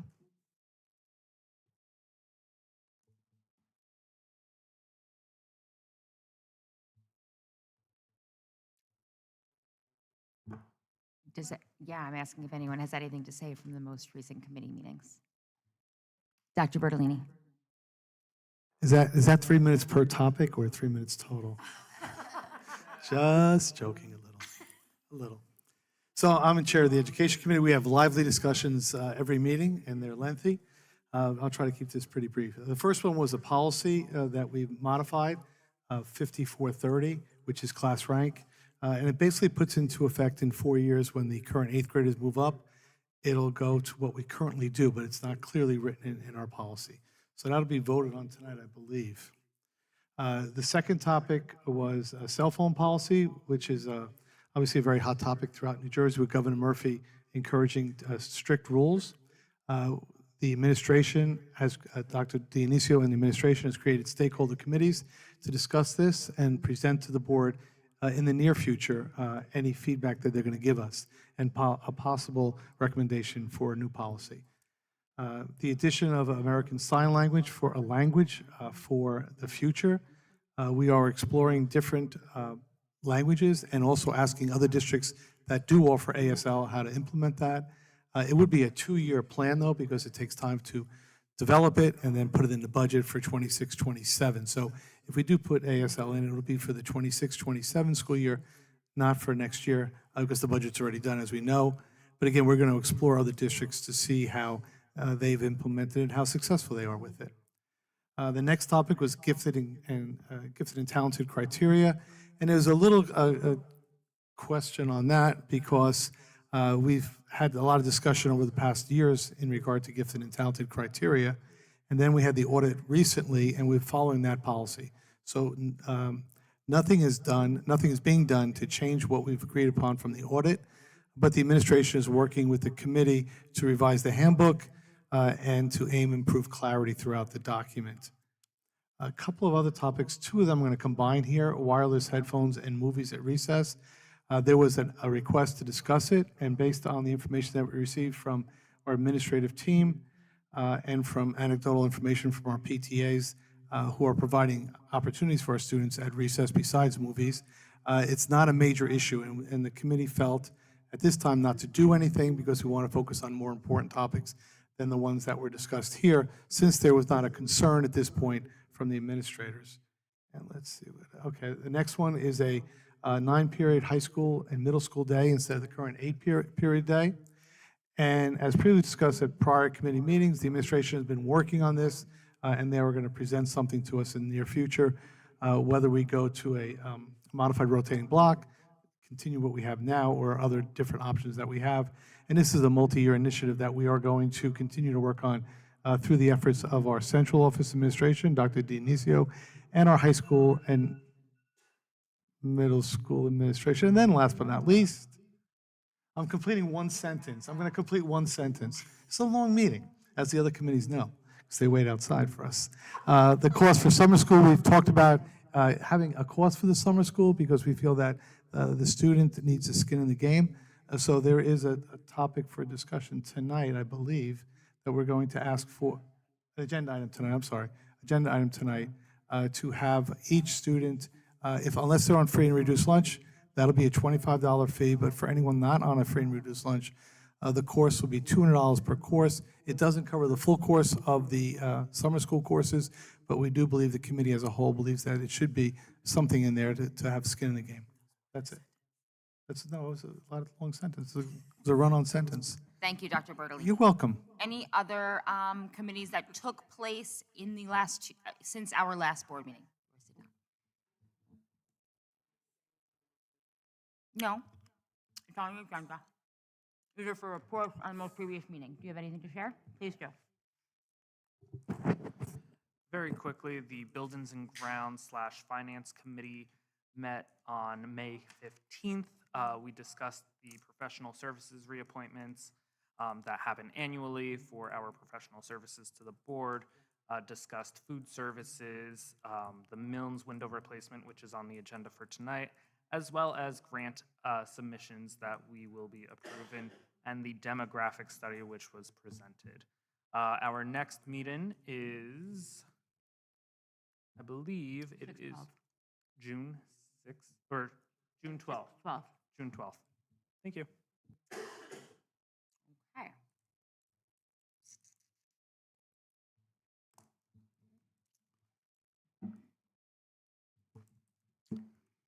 This portion of our board meeting is specifically for comments on resolutions listed in tonight's agenda. When speaking, please state your name and municipality of residence, specify which resolution you are addressing, and limit your comments to 3 minutes. State law prohibits board members and administrators from discussing personnel matters, student discipline, or other confidential issues. Please note that this is not a dialogue or a Q&A session between speakers and the board. While we may not respond immediately or to every comment made tonight, all input is carefully considered and helps inform our decisions. Responses may come through emails, reports, board statements, website updates, or after the comment period closes. Thank you for your participation in our school community's governance. I do understand that there are several community members here this evening that would like to speak. This comment period is for agenda items only, so you will have to wait until the end of the board meeting. I do apologize. I understand that this was a very long meeting. However, that is our process and protocol, so I will let you know that when it's time for you to speak, but we have to get through our agenda item comments first.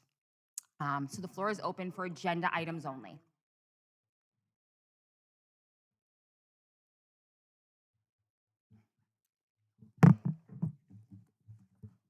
There's no pen. Here. Christine Weinstein, Fair Lawn. I want to speak to the item that was just spoken about, the cost for summer school. I think it's really not a fair idea to charge for students that we honestly don't know what the reason they're there for. There's several reasons that a child could be having struggles with learning. They might have a learning disability that we're not aware of or the parents aren't accepting. I just don't feel it's fair. It just doesn't send a good message to charge for something. I don't believe any student wants to fail, and saying just to have skin in the game, I don't think that's a fair reason or purpose. I think Fairlawn is better than that, and so I just disagree with that whole thing of charging for it. Thank you.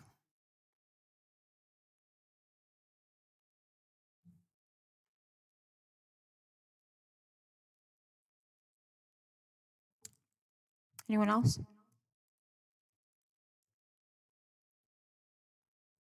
Hi, my name is Dimitri, and I also do want to agree upon that I don't feel like parents should be paying for summer school programs because you don't know what the child's going through, and if there's anything going on at home, or if someone has trouble paying, because my mom is a single mother, and I know there's a bunch of other single mothers out there who are currently struggling trying to make ends meet, and I feel like it's just an unfair advantage of a student basically trying to work their butt off just for their parents have to pay for something that they tried completing. Thank you.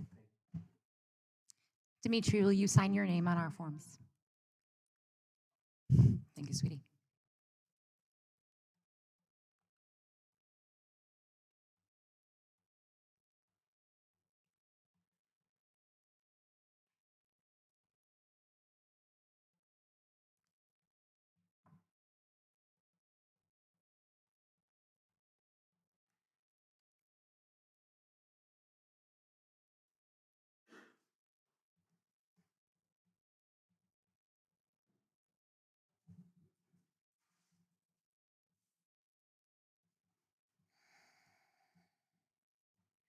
I have a question regarding 7A3. This is fulfillment promise. Oh, my apologies, Ludmila Koroliva Fairlawn. So this says fulfillment, the principal of public education of New Jersey, Ms. Mancuso, and it's $99. Is this the addition to the $2,500 that is on the contract, or is this included in that? So Ms. Mancuso's contract states that she receives $2,500 per year, per school year, on any kind of continuous education, or not continuous education, I apologize, on attending things that she wants to attend. I'm not sure what it's called. So this $99, is that in addition to the $2,500? So this is on agenda. So this is item 7A3. So please clarify. Thank you.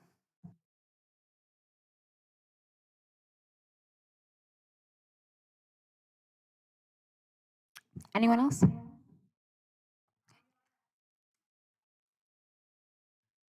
So it's technically not on our agenda. So those are committee reports, so we're not doing any board business on them. That's reporting out. So technically, no, but I would encourage you to stay and ask. Anyone else? Okay. Google Doc?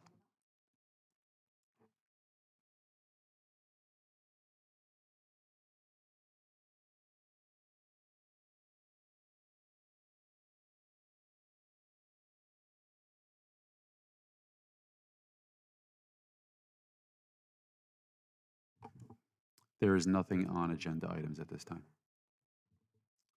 Thank you. The floor is closed. The $99 fee for Ms. Mancuso's conference is included within her contract rights.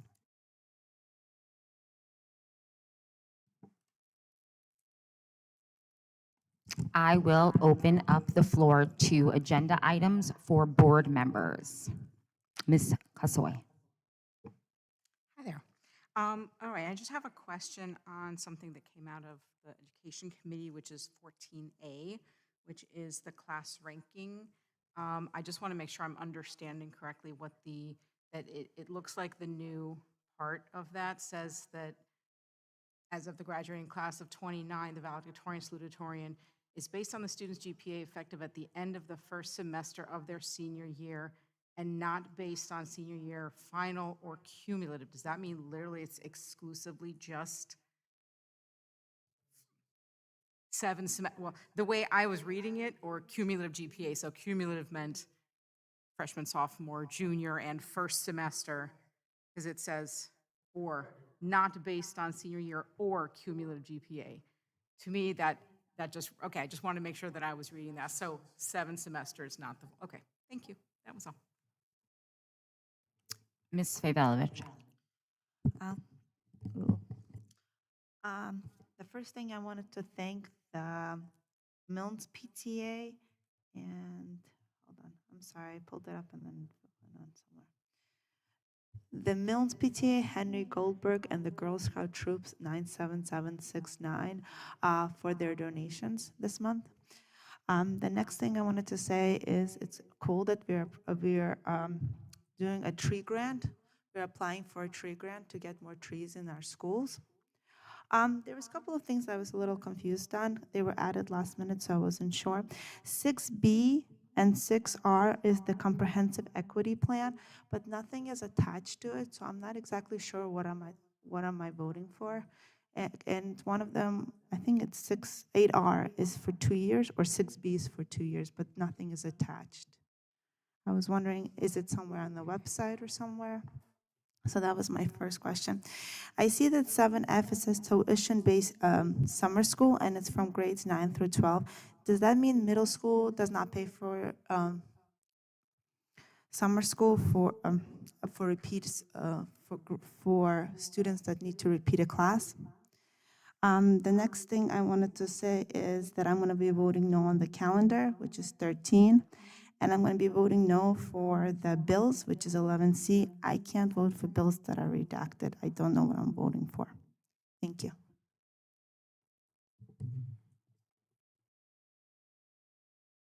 Mr. Baldowski. Thank you. I will keep this quick again. Just wanted to highlight a few items. 8P, we will be approving a new club at the high school. Leah Sophia was here last month talking about it, and she was here earlier, but with her grandmother, and I do recognize that they left, but I just wanted to recognize the good work that the students are doing to bring a club that they're passionate about to the high school, so eager to approve that tonight.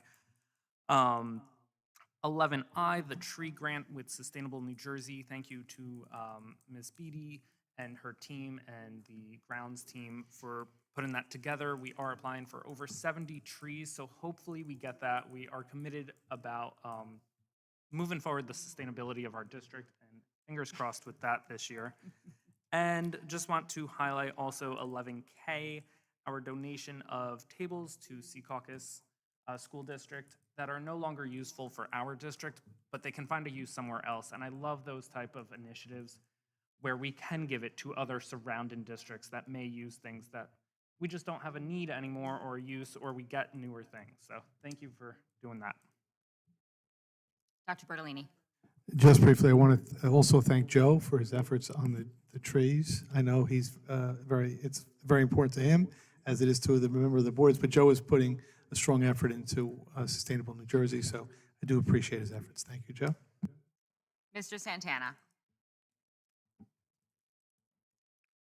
Yes, don't start the time yet, please. Okay, item 5. This is my personal. I know one board member stated we are approving something, and we have to wait for the votes, so the board can speak after the votes. Item 5. This is my personal opinion as a board member. We need to look at redistricting, possibly expanding Edison School, and utilizing the old Washington School as a district office. We need to make some tough decisions for the future to enhance and protect the quality of instruction, being the challenges that we're going to have ahead based on the demographic studies. It's very unfair what the enrollment issue that we have in certain schools.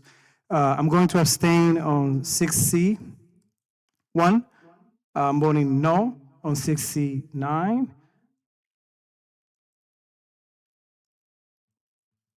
7B5, I would like to wish our future Business Leaders of America students best of luck in California at the National Leadership Conference. This is a big honor.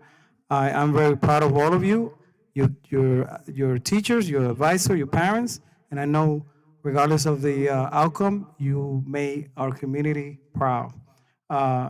In regards to 13A, I'm voting no, and this is the reason why.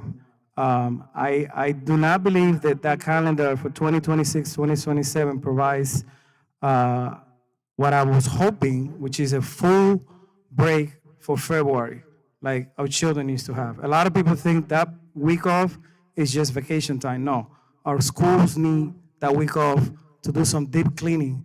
There's a lot of viruses going on around that time, and having just 2 days with no kids, that's not enough to do a deep cleaning of the entire building.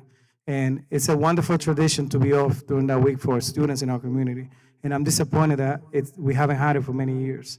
We have too many days off in the calendar for special interests. Yes, we are a diverse community, but we cannot give a special day to everyone.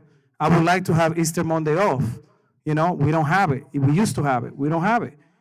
Also, I was hoping we'd have Columbus Day off during the week of the election. That way we're not open for a day and a half or 2 days, so we can cut costs and maximize space.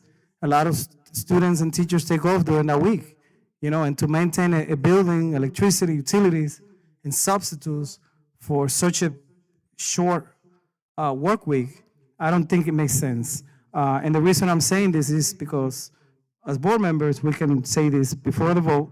After the vote, of course, I fully support the board decision. Thank you. Ms. Brown. Just really quick, I wanted to also thank our LORAX, Mr. Valdovsky, for speaking for the trees. I appreciate you. And I just wanted to thank administration for putting out a draft calendar 2 years in advance. I think it helps parents really plan ahead for what they need to do. And I appreciate you guys looking at all of the community calendars around the area to mirror what similarly they are doing. And I also appreciate you taking into account all of the diversity in our town and listening to those voices. So I just wanted to say thanks. Ms. Yerman.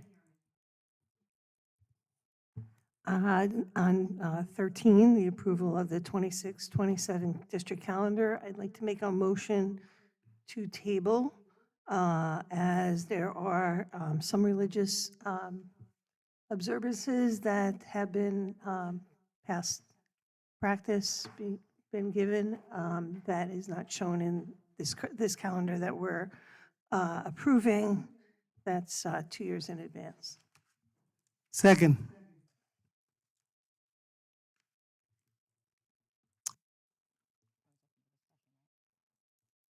I'll open the floor for discussion.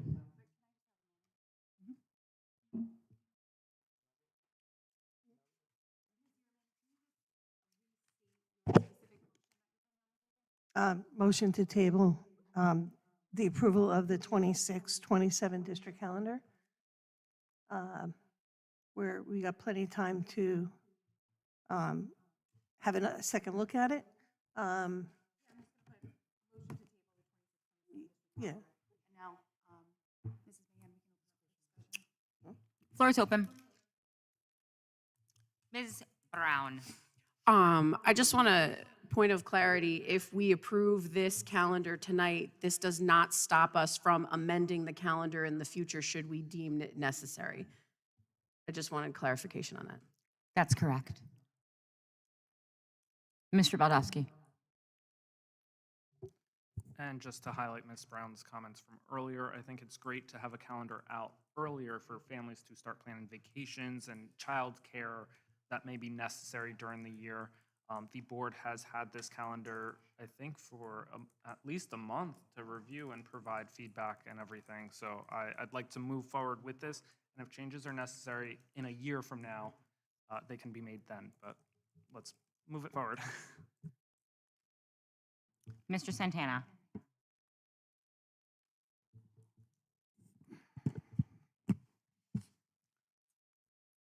It's a calendar for 2026, 2027. Let's not rush this. We're not in any rush. There's no one is asking us that they need to book a vacation for 2026, 2027. They haven't done it because we haven't approved this. We are like ahead of the game. We are way, way, way ahead of the game, which is wonderful. We have, thanks to our wonderful and great superintendent. However, we need some community input into this. We need some board input into this. Our children are ending the school year very, very late during the year. We're getting too close to July. We're getting the weather is too hot at the end of the year. And a lot of people would like to have their school year to end earlier, okay? And, you know, there are some, like Ms. Yorman stated, there are some religious holidays that people would like to see there that are very special in our community. And I don't think it's inclusive not to include them. And just because we can do it later, let's approve it. No, I don't think that's the right thing to do. I think the right thing to do is to do it right, not do it fast. Patience is a virtue.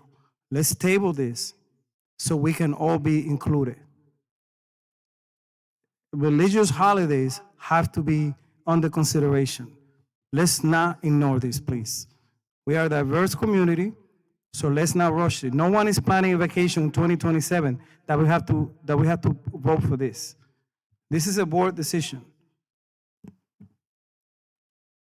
Dr. Bertolini. I'm being repetitive here from my previous comments about the celebration of Diwali. I know Diwali is on a Sunday. The first day of Diwali this year is on a Sunday. However, there are other religious holy days that if it's a 2 or 3 day holiday, we celebrate one day. I thought Diwali was on the schedule for 26, 27, and I'm seeing now it's not on. So if I misread it last time, I apologize. But I do not believe that we are showing respect to all our different communities when we don't celebrate Diwali during the school day. Thank you. Anyone else? Okay. Floor is called. You have a comment? Yeah. Okay. Floor is closed. Dr. Dionisio. So, of course, to just kind of piggyback and echo some of the things that were said, and just to provide some clarification before the board makes a vote. And yes, the board can approve tonight, and they could always modify and edit later. The board chooses to table it tonight. That's entirely up to the board, but just some clarification. This calendar was shared with the board on February 20th, 2025. There was also an opportunity for discussion through Google form and feedback. All of those questions were answered and provided. This calendar mimics the last 3 years calendar that we have. If a holiday has been celebrated and recognized here in Fair Lawn to embrace and be inclusive of our diversity as our strength. Those are included in this calendar. The only time it would not be included as a day off would be if it falls on a weekend, which has been consistently our district practice. So this is consistent with what we've done in the past. So I just give that as some context, and then the board could decide what they would like to do moving forward. Floor is closed. Floor is closed. The floor is closed. Can I get a roll call? You would be voting, it's a vote of yes to table, a vote of no to vote tonight. Mr. Baldowski? No. Ms. Brown? No. Mr. Aaliyah? No. Ms. Favolovich? Yes. Ms. Kasoy? No. Mr. Santana? Yes. Ms. Yurman? Yes. Mrs. Mahan? No. Can I vote? Sorry about that. I am going to vote yes.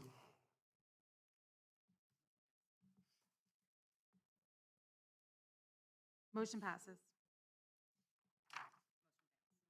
I'm sorry. The motion passes to not table the agenda item.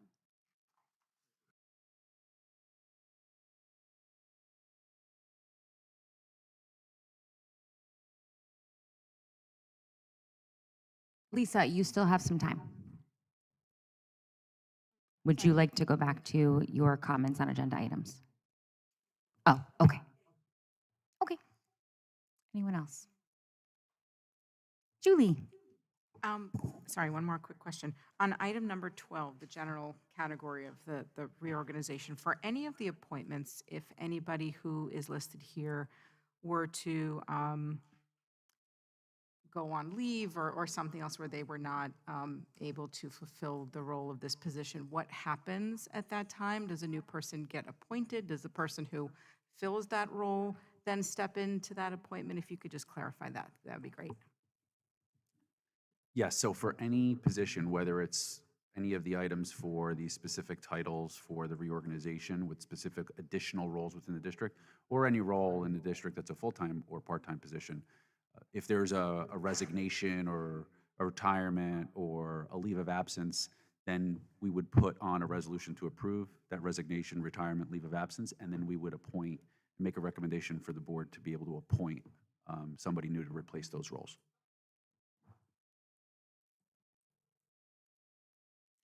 Okay, the floor is closed.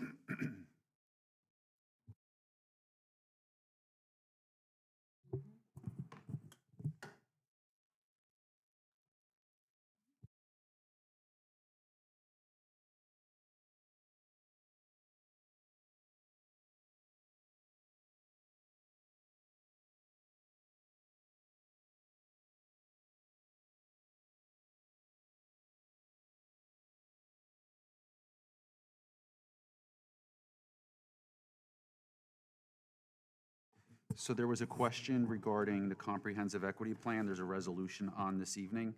That resolution is one that's required for the board to actually authorize the district administration to submit to the county superintendent on behalf of the Department of Education. That due date is June 23rd. So as a result of that, that will be ready to be submitted by June 23rd, and then that will be presented to the board once it's been submitted, so you can see the comprehensive equity plan. But it's not quite ready yet in order to be able to submit and to have the approval. So that's all it does, is it's authorizing the superintendent's office in order to submit it to the Department of Ed. The Summer Learning Academy is specific to Fair Lawn High School. And we also have Summer Learning Academy as well that we've had for years in the middle school. Oh, understood. Point of information. The item about the equity plan, can we amend that item so it can stay, the motion is to authorize the superintendent to create the plan since we don't have a plan to vote on? So that's actually what it says. So this is required for CUSAC purposes. So if we don't have it written appropriately, we wouldn't get the appropriate points for it in the future. So it says, be it resolved that the Fair Lawn Board of Education authorizes the submission of the proposed comprehensive equity plan for the school years for 25-26 through 27-28. I understand, Dr. Dionisio, but I guess I'm not reading it the way you're reading it. It leaves to the interpretation that there is one already, but there isn't. It needs to be put together, correct? No, there is one, but we have to update it every year, and every 3 years, there's a renewal of the comprehensive equity plan that we have to submit. So it's going to be updated. That's what we're doing. We're updating it. So can we amend the motion so it can state that that we are approving the update of the current plan? No, because this is what we need for CUSAC. Okay, noted.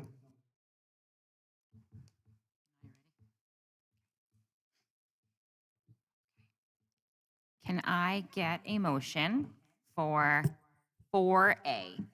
So moved. Second. Roll call. Mr. Baldowski? Yes. Dr. Bertolini? Yes. Ms. Brown? Yes. Mr. Alia? Yes. Ms. Favolovich? No. Ms. Kasoy? Yes. Mr. Santana? Yes. Ms. Yurman? Yes. Mrs. Mahan? Yes. Motion passes. Can I get a motion for 6A through C? So moved. Roll call. Mr. Baldowski? Yes. Dr. Bertolini? Yes. Ms. Brown? Yes. Mr. Alia? Yes. Ms. Favolovich? So I'm going to vote no for 6C9 and 6C number 1. And then I'm going to abstain on the rest of 6C. And the rest is yes. Does that make sense? I have no 6C9, 6C number 1, and then I don't know what the rest is. And then abstain on the rest of the 6Cs. Oh, rest of 6Cs, and then everything else is yes. Yes. Got it. Thank you. Point of information, I thought we were on 5. Okay, so I misheard. I'd like to amend my vote. Okay. No on 6C9, yes on everything else. Okay, no on 6C9. Ms. Kasoy? Yes. Mr. Santana? Abstain on 6C1 and no on 6C9. Yes on everything else. Ms. Yurman? No on 6C1 and 6C9, and abstain on the rest of the 6Cs, and yes on everything else. Mrs. Mahan? Yes. I need to amend mine as well. Sorry, I thought we were on 5. Yes for everything, it's just 6C9 is a no.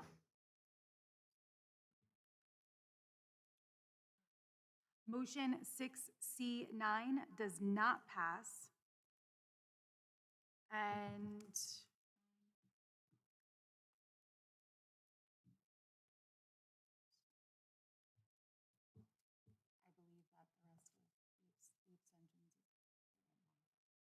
I might just have you review that at the end. 6C1, I have 2 noes and 1 abstention. Rest of these 6Cs, I'm not, it's not in front of me. Okay. 7A and B, D through F. Can I get a motion? Yes. Second? Second. Roll call. Mr. Baldowski? No on 7F. Dr. Bertolini? Yes. Ms. Brown? No on 7F, yes on everything else. Mr. Alia? Same thing, no on F, yes on everything. Ms. Favolovich? Yes. Ms. Kasoy? I will be abstaining on 7B5 for conflict of interest, and yes on everything else. Thank you. Mr. Santana?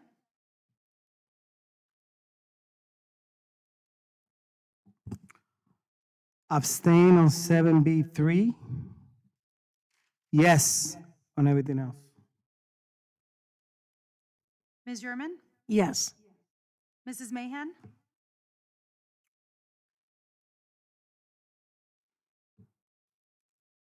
I'm going to vote no on 7F and yes to everything else.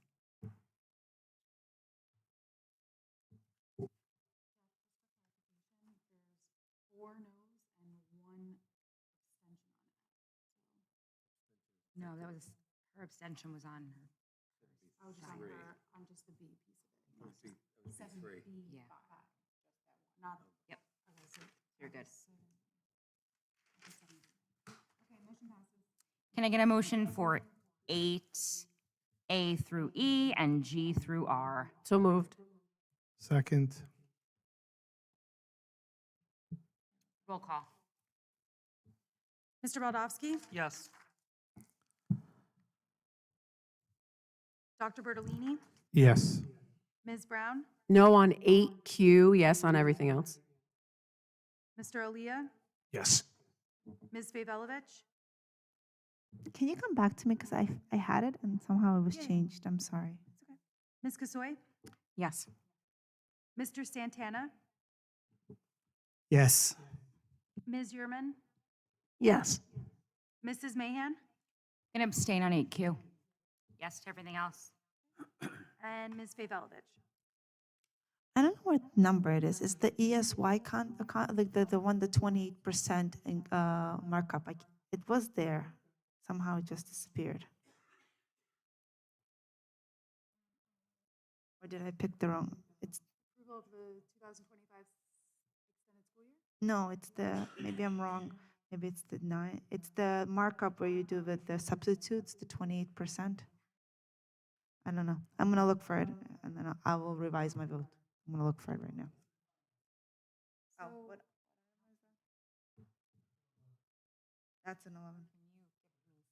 she's got a vote clarity now, on that? right? We're in the middle of the roll call. She wants to come back to it and change her vote, but I think she has. By the end of the board meeting, I can do that, right? I'm trying to find it. The vote is now, so you have to either vote yes, no, or abstention. Okay, I'm gonna vote yes. Motion passes.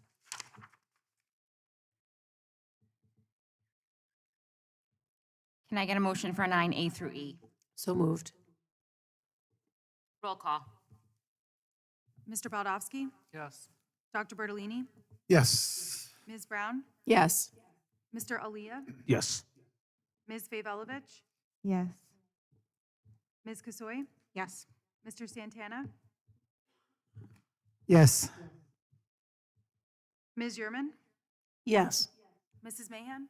Yes. Motion passes. Can I get a motion for 10A through C? So moved. Second. Roll call. Mr. Baldowski? Yes. Dr. Bertolini? Yes. Ms. Brown? Yes. Mr. Aaliyah? Yes. Ms. Vevelovich? We are on 10, correct? Yes. Ms. Kasoy? Yes. Mr. Santana? Yes. Ms. Yerman? Yes. Mrs. Mahan? Yes. Motion passes. Can I get a motion for 11A through Q? So second. Roll call. Mr. Baldowski? Yes. Dr. Bertolini? Yes. Ms. Brown? Yes. Mr. Aaliyah? Yes. Ms. Vevelovich? No on 11C. Ms. Kasoy? Yes. Mr. Santana? Yes. Ms. Yerman? Yes. Mrs. Mahan? Yes. Motion passes. Can I get a motion for, this one's really long, sorry. 12A through 12VV. So moved. Second. Roll call. Mr. Baldowski? Yes. Dr. Bertolini? Yes. Ms. Brown? Yes. Mr. Aaliyah? Yes. Ms. Vevelovich? Oh, that's where it is. Okay. It's VV. It's 12VV. I'm gonna vote no. Ms. Kasoy, Yes. Mr. Santana, Yes. Ms. Yurman, Vote no on 12VV and yes on everything else. Mrs. Mahan. Yes. Motion passes. Can I get a motion for 13A? So moved. Second. Roll call. Mr. Brodowski, Yes. Dr. Bertolini, No. Ms. Brown, Yes. Mr. Aaliyah, Yes. Ms. Favolovich, No. Ms. Kasoy, Yes. Mr. Santana, No. Ms. Yurman, No. Mrs. Mahan. Yes. Motion passes. Can I get a motion for 14A? So moved. Roll call. Mr. Brodowski, Yes. Dr. Bertolini, Yes. Ms. Brown, Yes. Mr. Aaliyah, Yes. Ms. Favolovich, Yes. Ms. Kasoy, Yes. Mr. Santana, Yes. Ms. Yurman, Yes. Mrs. Mahan. Yes. Motion passes. This portion of our board meeting is specifically for comments on any matter. When speaking, please state your name and municipality of residence. Limit your remarks to 3 minutes. State law prohibits board members and administrators from discussing personnel matters, student discipline, or other confidential issues. Please know that this is not a dialogue or a Q&A session between speaker and the board, where we may not respond immediately or to every comment made tonight. All input is carefully considered and helps inform our decisions. Responses may come through emails, reports, board statements, website updates, or after the comment period closes.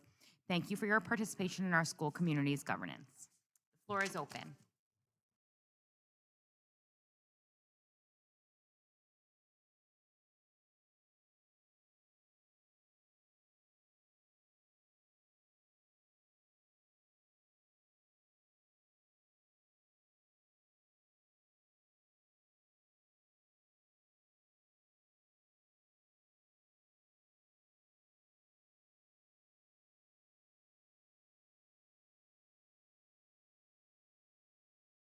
Oh, my 3 minutes.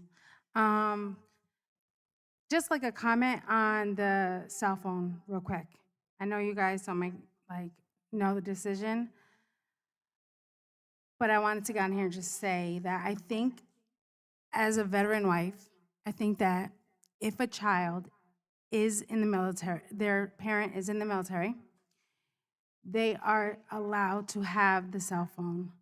Not like sound on, but to have it, because I don't know how many children are actually military here in Fair Lawn, but it is really important when a soldier calls your child, because I don't know if many know, there's still soldiers overseas. We're still fighting wars that maybe we don't talk about, and we have special teams out there that are still at war, and when they need to call home, they should be able to. And I'm not saying everyone. I'm saying you guys know who the military families are in school. And I think that military children should be allowed to have their phone for that phone call. Now, I'm not saying all the time, but it's, hey, my dad's calling, can I be excused? And it could be monitored. They can go to somebody that can, make sure it's not their friends from wherever. But I do think it's super important that we allow that.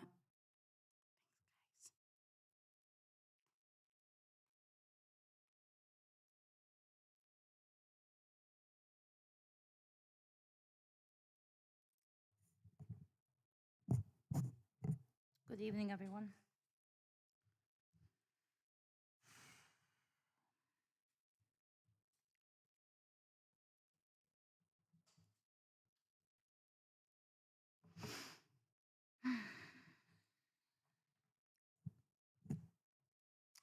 So my name is Anna Kamuk. You may have seen me on the news that I unfortunately had to go through. I did not know that I was going to be on the news. My son basically cried for help when I was victimized and silenced by believing the administration of TJ. So I'm not really good at public speaking. I know I'm gonna be timed out, and I respect that. I really hope that you all can take some time and just listen to my plea, because we have a huge problem here. I come before you today with a heavy heart and a determined spirit. My name is Anna Kamuk, and I stand before you not just as a concerned parent, but as a voice for my son, Dimitri Figueroa, and countless other children who feel unheard and unprotected in our school system in Fairlawn. I speak not just as a mother, but as a fighter. I wish this were a feel-good meeting, and it's not. We're here because the very institution that promised to protect our children have broken that promise. And I am done staying silent. My son is 12 years old, and he is kind, he's giving, and he's respectful. This type of kid, the type of kid who makes you proud to be a parent. He made a best friend at TJ and spent the entire summer building a bond only to have it turned into betrayal. When he stepped away from the unhealthy behavior, the same child spreading rumors, harassing him, and eventually physically assaulting him at the park. On March 10th, I got a call no mother ever wanted. My son had been attacked, choked, and slammed into concrete. The cameras failed.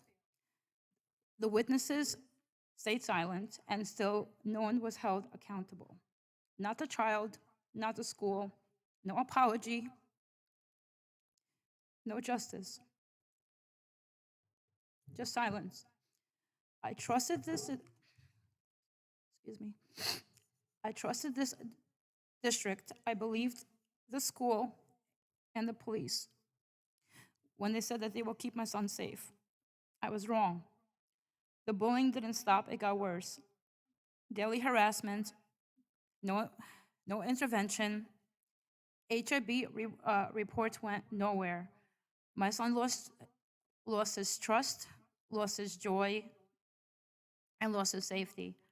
I made a choice to pull him out of school last week because the staff started to target him. And when I met with the school, I was told, we can't watch every kid. Imagine hearing that. Ms. Kamuk, I have to stop you, and then if there is time within the 30-minute time limit, you can come back up for an additional 3 minutes.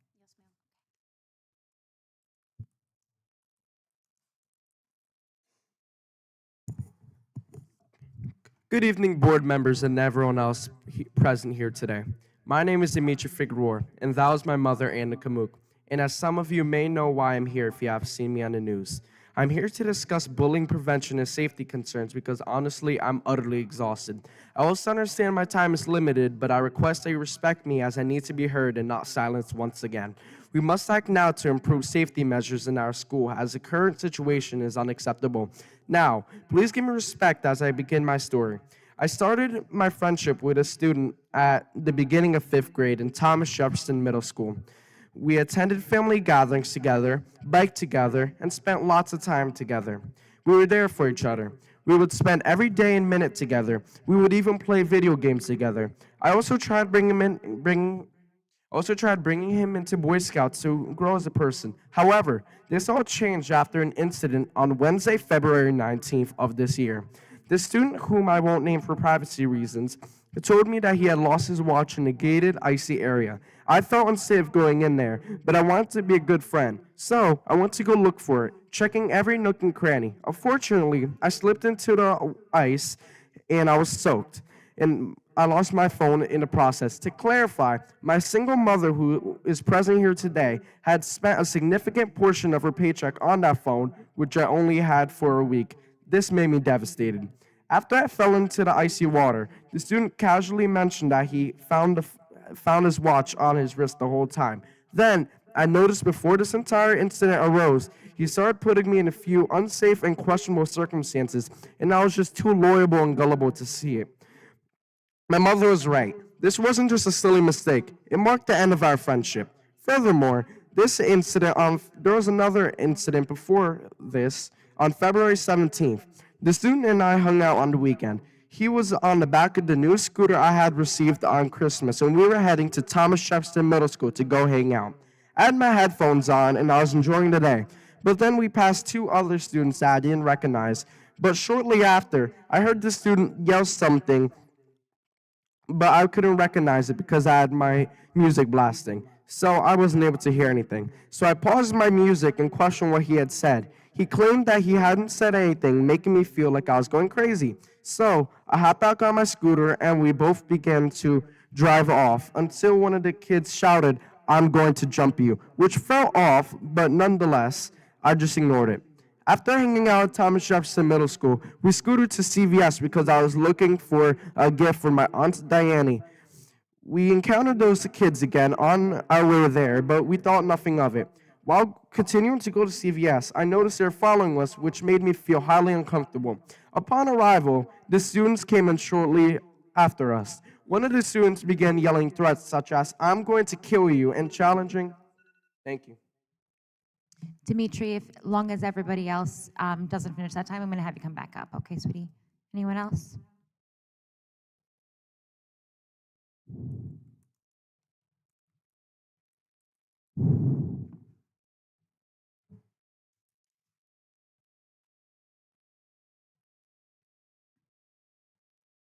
Unfortunately, what Anna and her son is describing is not isolated. I've been here. I've told you this happened to my Point of order. Pardon me? Your name. Oh, I'm sorry. Ludmila Corleo Fairlawn. So I stood before you saying that there is a problem in these schools. There's continuous problems at TJ. You know this because I email you and I include every single one of you. You decided to drown me in 10 gigs of data. I'm going through every single paper that you sent to me with the Oprah request. I am terrified to send my son back to school. Yes, it's redacted, but I could read it. Like I was gonna read something that you guys sent it to me, but I'm embarrassed to read that because the decision that you made. So I'm afraid for Dimitri, I'm afraid for my son, and I'm afraid for every other child in this district that was attacked, and you turned a blind eye. You know exactly what's happening in this district. You've been told. I sat behind closed doors with you. When, you know what? Recently, my child's body anatomy was violated. And what did you do? The individual in the building basically told them that he's a liar. When my child was watched in the bathroom doing his private business, instead of counseling him, you told him that he's a liar. So that is unacceptable. You're failing our children. As the board, it is your job to protect them. It is your job to protect Dimitri. It is your job to protect my son and every single other child in this district. We did not vote you in to just sit here to look pretty. We voted you in to protect our children. Another thing, I find it extremely disheartening for a member of this board running for an office that is politically affiliated. I think even though it's legal, it's completely unethical, sir. I salute you for your ambitions and more power to you, but at the end of the day, I question your decisions. You are now affiliated with a political party sitting at nonpartisan position. I find that completely unethical. I do not, and you know what, you're gonna have you're young, you're going to have a career in politics. I would never believe you. My son would never believe you, and every other person, because you made a decision to sit in a nonpartisan position and run for an office that is politically affiliated. So every decision that you make, I question why and who is supporting it. Thank you.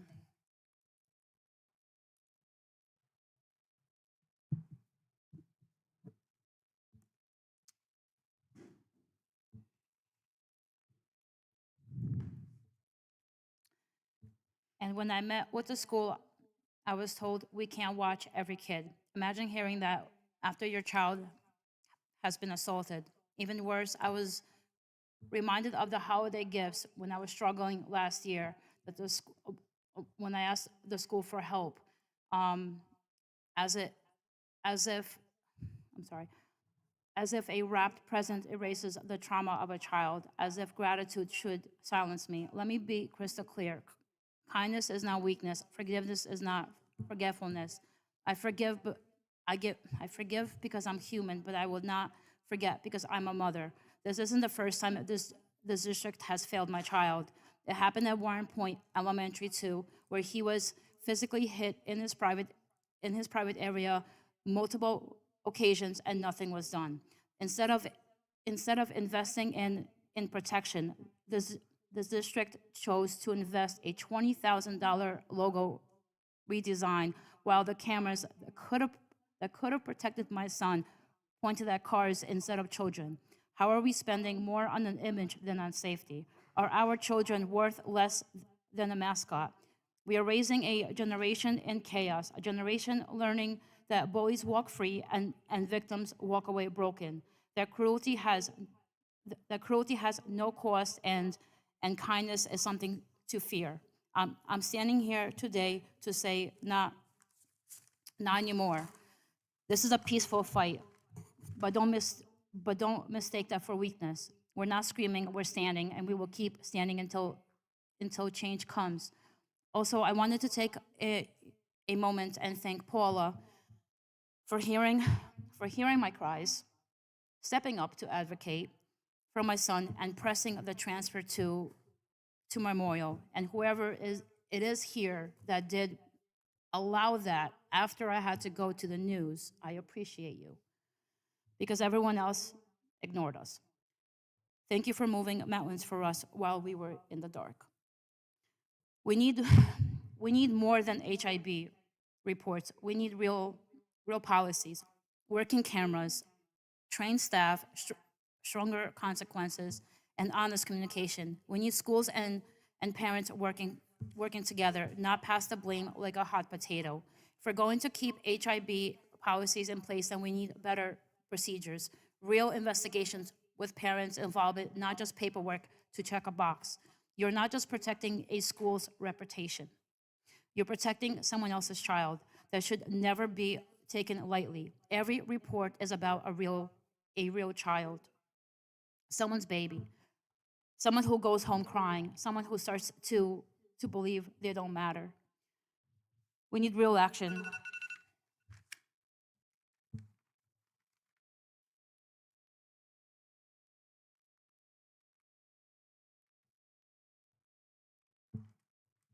As I continue, I left off on, upon arrival, the kids shortly came in after us. One of them began yelling threats such as, "I'm going to kill you," and challenging us to a fight in the bathroom. I asked both of the kids who they were and why they were acting this way, but one of them just shrugged and admitted that they simply just didn't know, which I found very odd.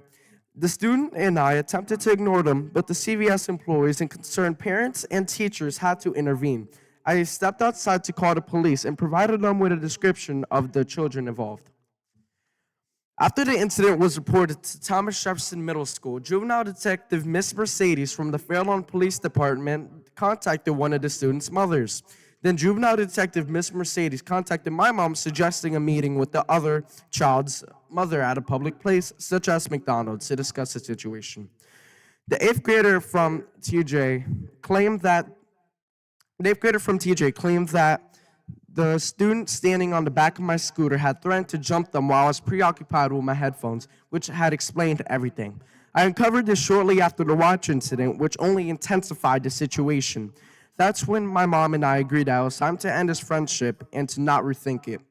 I was on board with that decision, but I also had felt deeply betrayed because I always been loyal to him, but it seemed like he was just trying to set me up instead in breaking my trust with others.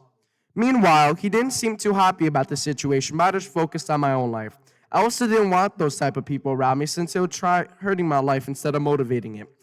A month later, on Monday, March 10th, the student was upset that I no longer wanted to be his friend, so he began hurling insults at me at Berdan Grove Park.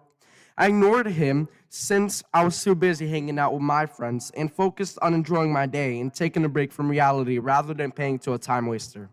Then, shortly after, one of the kids mentioned that the student dared to ask him how to fight a skinny kid, referring to me, which only made my break any better. But I still managed to ignore him. With my mom at work about a half hour away and my grandmother at home, I felt uncertain about what to do, so I kept ignoring him, hoping for the best. But then he started approaching me. I was getting ready to leave because I didn't want to engage with any combat. Please know I have a 3 warning rule when someone touches me that my mother has taught me. Warning 1 is a verbal warning. Warning 2 is another verbal warning. And warning 3 is the last strike. At that point, I played defense rather than the offense. First, he pushed me, indicating warning 1. Then he pushed me again, indicating warning 2. The last strike was him punching me on my left shoulder, which was warning 3. He body slammed me onto the ground, bashing my head against the hard concrete floor of the basketball court, and then proceeded to put me in a chokehold, which left me gasping for air. Finally, he let go and I was able to breathe again.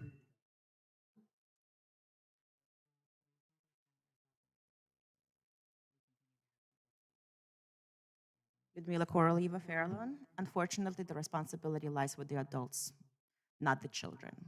It is of the adults' responsibility to ensure that our children are protected, and it also your responsibility as a board. I've been in this meeting where you did not protect my child. At this point, you decide to ignore me, so I'm going to say it straight up. Ms. Mahan, at one of the publicly recorded meetings, you decided to name my child his first and last name. Attorney you could tell you that is illegal. You broke the law. You named my son's name, which, you know what, at this point, I blame the board for all of the bullying that's going on, because I do not know who's watching these videos. I do not know what is going on, because at the end of the day, for all I know, you are directing the administrator in school to, at their own discretion. As a board president, you should have reached out and said, you know what, I made a mistake, I made a slip. You called my minor's child at the publicly recorded. Who is watching this video? How many people watched that video? Not the point. I also did an open public record recently. You buried me in 10 gigs of data. Great. My child's information is wide open. Who else did you provide that information to? My child's first and last name is right there for everybody to see. That is not protecting my child's identity. Even that, how are you protecting our children while they're in school? Am I sending my child to school tomorrow so he could get attacked? Because I don't know what's going on in these schools. At this point, this is not the town that I grew up here. I graduated, I went to this school, I got a great education. I did not feel threatened. I'm terrified for my child. I'm terrified for Dimitri and every other child. And I don't see you doing anything. You're talking about things that at this point doesn't matter. Why don't you talk about things that will help our children? Our children are terrified. Dimitri is not the first person. Yes, there are parents, maybe they're afraid to file charges, because I know of a lot of parents who come up with concussion, broken teeth, and you did absolutely nothing. The administrator and TJ does absolutely nothing. Oh, it happened after school. It happened on school grounds. I sat through those meetings. I know you heard about this, yet nothing was done about it. The child was suspended, that was attacked. Congratulations. I think you're failing our children. And I'm going to keep on repeating it. What will take you to make an actual change? Are you waiting for class action suits? What are you waiting for to make a change? Our children are scared to be in those schools. Those schools become, I don't know what's happening to these schools. It's not the school that I was in. It's not the school that, I don't know. At the end of the day, every single day I wake up and think, do I send my child to school? Because first of all, you cannot protect a child who's allergic on contact because you are teaching them responsibility. My child is eating food in an auditorium that Mr. Weaver decided to children who vomited from the thing.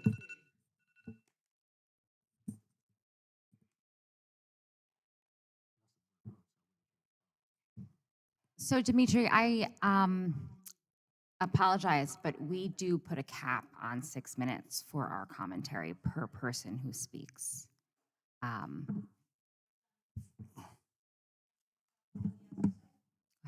Point of information, Board President, may we give a courtesy, a special consideration courtesy to give them 3 minutes each to the kind mother and the young man, just 3 minutes more each so they can conclude their remarks. Per policy, you would have to make a motion. Make a motion to grant them 3 final minutes to each. Second. Open the floor for discussion. I'm sorry, can you repeat the motion again? To grant them additional. Grant them just 3 minutes each so they can finish their remarks. List the specific individuals. I don't know their full name. Dimitri Figueroa. I just need it for the record, that's all. Dimitri Also Figueroa and Anna for Kamuk. Ms. Coraliva as well? Correct. Okay. Okay. Yes, as duly noted. Just as a courtesy to them. Thank you. Okay. It's a motion to grant 5 additional minutes for, 3 each. 3 each, sorry. 3 additional minutes each for Dimitri Figueroa and Anna, I'm sorry, I don't want to misspell your name. Your last name. KHOMUK. Oh. Thank you. Thank you. Open for discussion. Roll call. Dr. Bertolini? Yes. Ms. Brown? Yes. Mr. Alia? Yes. Ms. Pavelovich? Yes. Ms. Kasoy? Yes. Mr. Santana? Yes. Ms. Yurman? Yes. Mrs. Mahan? Yes. Mr. Baldowski? Yes. Motion passes. All right, thank you. So since I only have 3 minutes now and I won't be able to finish this, I do wanna, what's your name again, ma'am? Miss Meelan?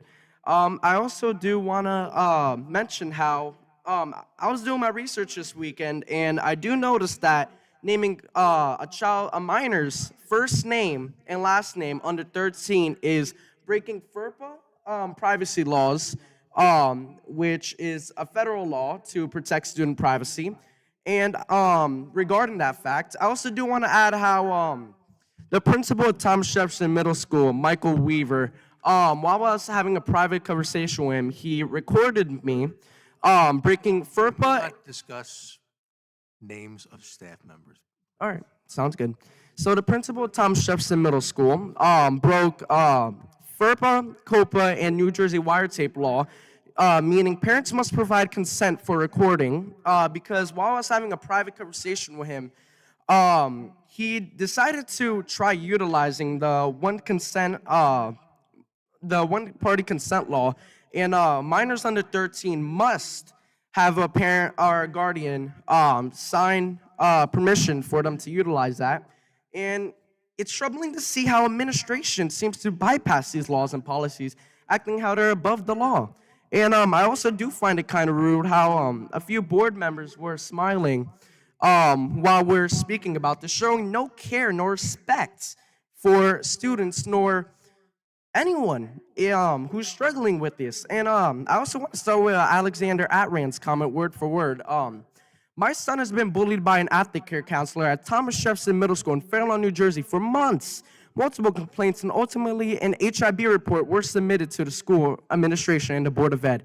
Although they agreed there was a problem, the person still employed in the school district and no action was taken to stop the bullying. It became worse now as the counselor now added regulatory actions to a regular bullying practice, which I find kind of interesting how there's other parents, multiple actually, reaching out to my mother as well, who encountered the same situation of first something happening, and then the school just telling them to go file HIB or go elsewhere, basically leaving the parents to go fight for themselves, which I find kind of funny as I also want to add how Miss Kelly, the reading and writing teacher in Tom Shefson Middle School. I'm going to ask you not to name names. Thank you. All right.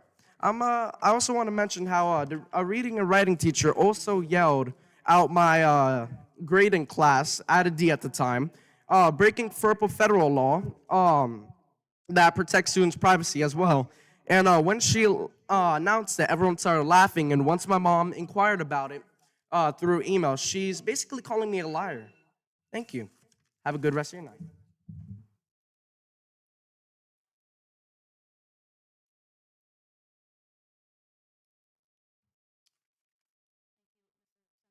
For allowing us to be able to finish, and the rest of the board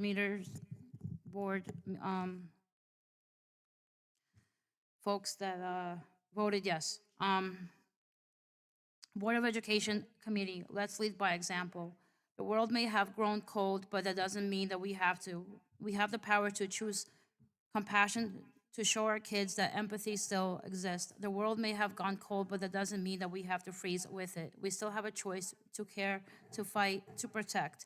Our kids are looking to us for hope in a system that keeps letting them down. Parents too. We'll be the fire that breaks through the silence, and we won't stop burning until every child is protected by parents, school, community. Not next year, not someday, now. Because waiting costs lives, and we've already lost so much. We need school clubs, assemblies, peer mentorships, emotional safety nets. We need compassion, structure, and faith, not just in religion, but in each other. Faith in doing what's right, faith in our kids. You can't claim to honor diversity while turning a blind eye to division. You can't preach zero tolerance and deliver zero action. Fairlawn can be the town that leads change. Let it be the place where we draw the line, not in anger, but in justice. I don't want this pain to follow my son to memorial. I want this transfer to be a fresh start, not just for him, but for this entire community. I found the strength to forgive how this district failed me as a child here, but I will never forgive how it's breaking my son and countless others today. Our lives begin to end the day we become silent about things that matter, by Dr. Martin Luther King Jr. I don't know if any of you live in Fairlawn, but if you check the Fairlawn Moms and Dads group, you'll see how many parents are crying out about their own stories. This isn't just about my son. This is a community-wide wound. So hear me, not just as a mother, but of a voice of justice. If my words make you feel uncomfortable or angry, I am sorry. I'm so sorry for whoever hurt you. But pain should never be our normal.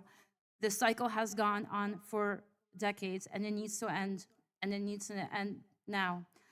As adults, we forget what it's like to be a child. When I was told by the school member, Dimitri acts like as a class clown, how can he be afraid to be in school? I responded, do you remember Robin Williams? He brought joy with laughter, but inside he was in pain. He masked his trauma by making others smile. You can't judge a child's fear based on how they act. Everyone copes differently. I've told my son, never show weakness to other kids. They can be cruel, but always show vulnerability to adults, because adults are supposed to listen.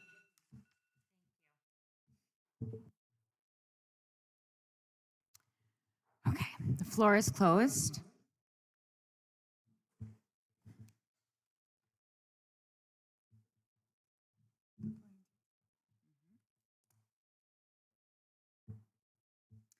We have a regular monthly meeting at the Eugene M. Banta Public Meeting Room, Room 19 in Edison School on June 26th at 7:30 p.m. We have a regular monthly meeting for July on July 24th, 2025 at Edison School, Eugene M. Banta Public Meeting Room, Room 19. And then we have our August meeting, August 28th is the regular monthly meeting at 7:30 p.m. at Eugene M. Banta Public Meeting Room. Can I get a motion to recess into close? So moved. Second. There will be no board action. Can I get a motion? Second? Second. All in favor? Aye. Okay, thank you so much. Yes. take a 5-minute break, and then we'll meet back in the room that we were in earlier for closed.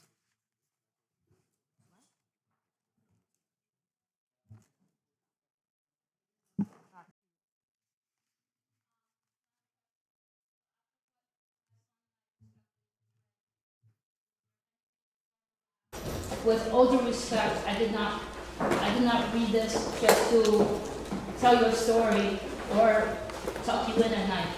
I'm really desperately asking you guys for help to change the system. My son is suffering. I had to pull him out of TJ.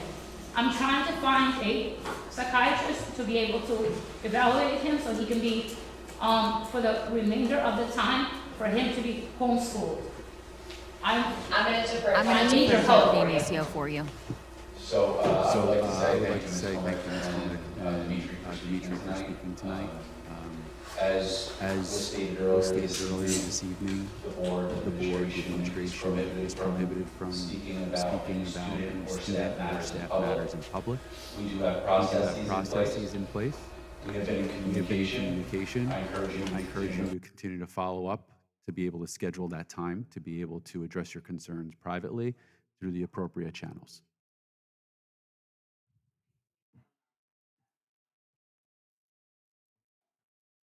I do need to open back up for board comment. Yeah, ma'am, that's it. This is not an attack.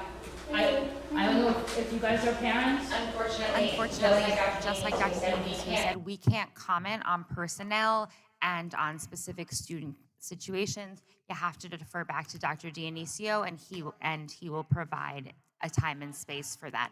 I also, as noted, public comments are closed, and then we can't have a back and forth. This is not the time or the place. I do understand where you're coming from. That being said, this is not the time or the place for that. So I am going to ask that both Dr. Bertolini and Ms. Brown pull back their motions so that I can open back the floor for board comments. Sure. Okay. I am going to open the floor for board comment.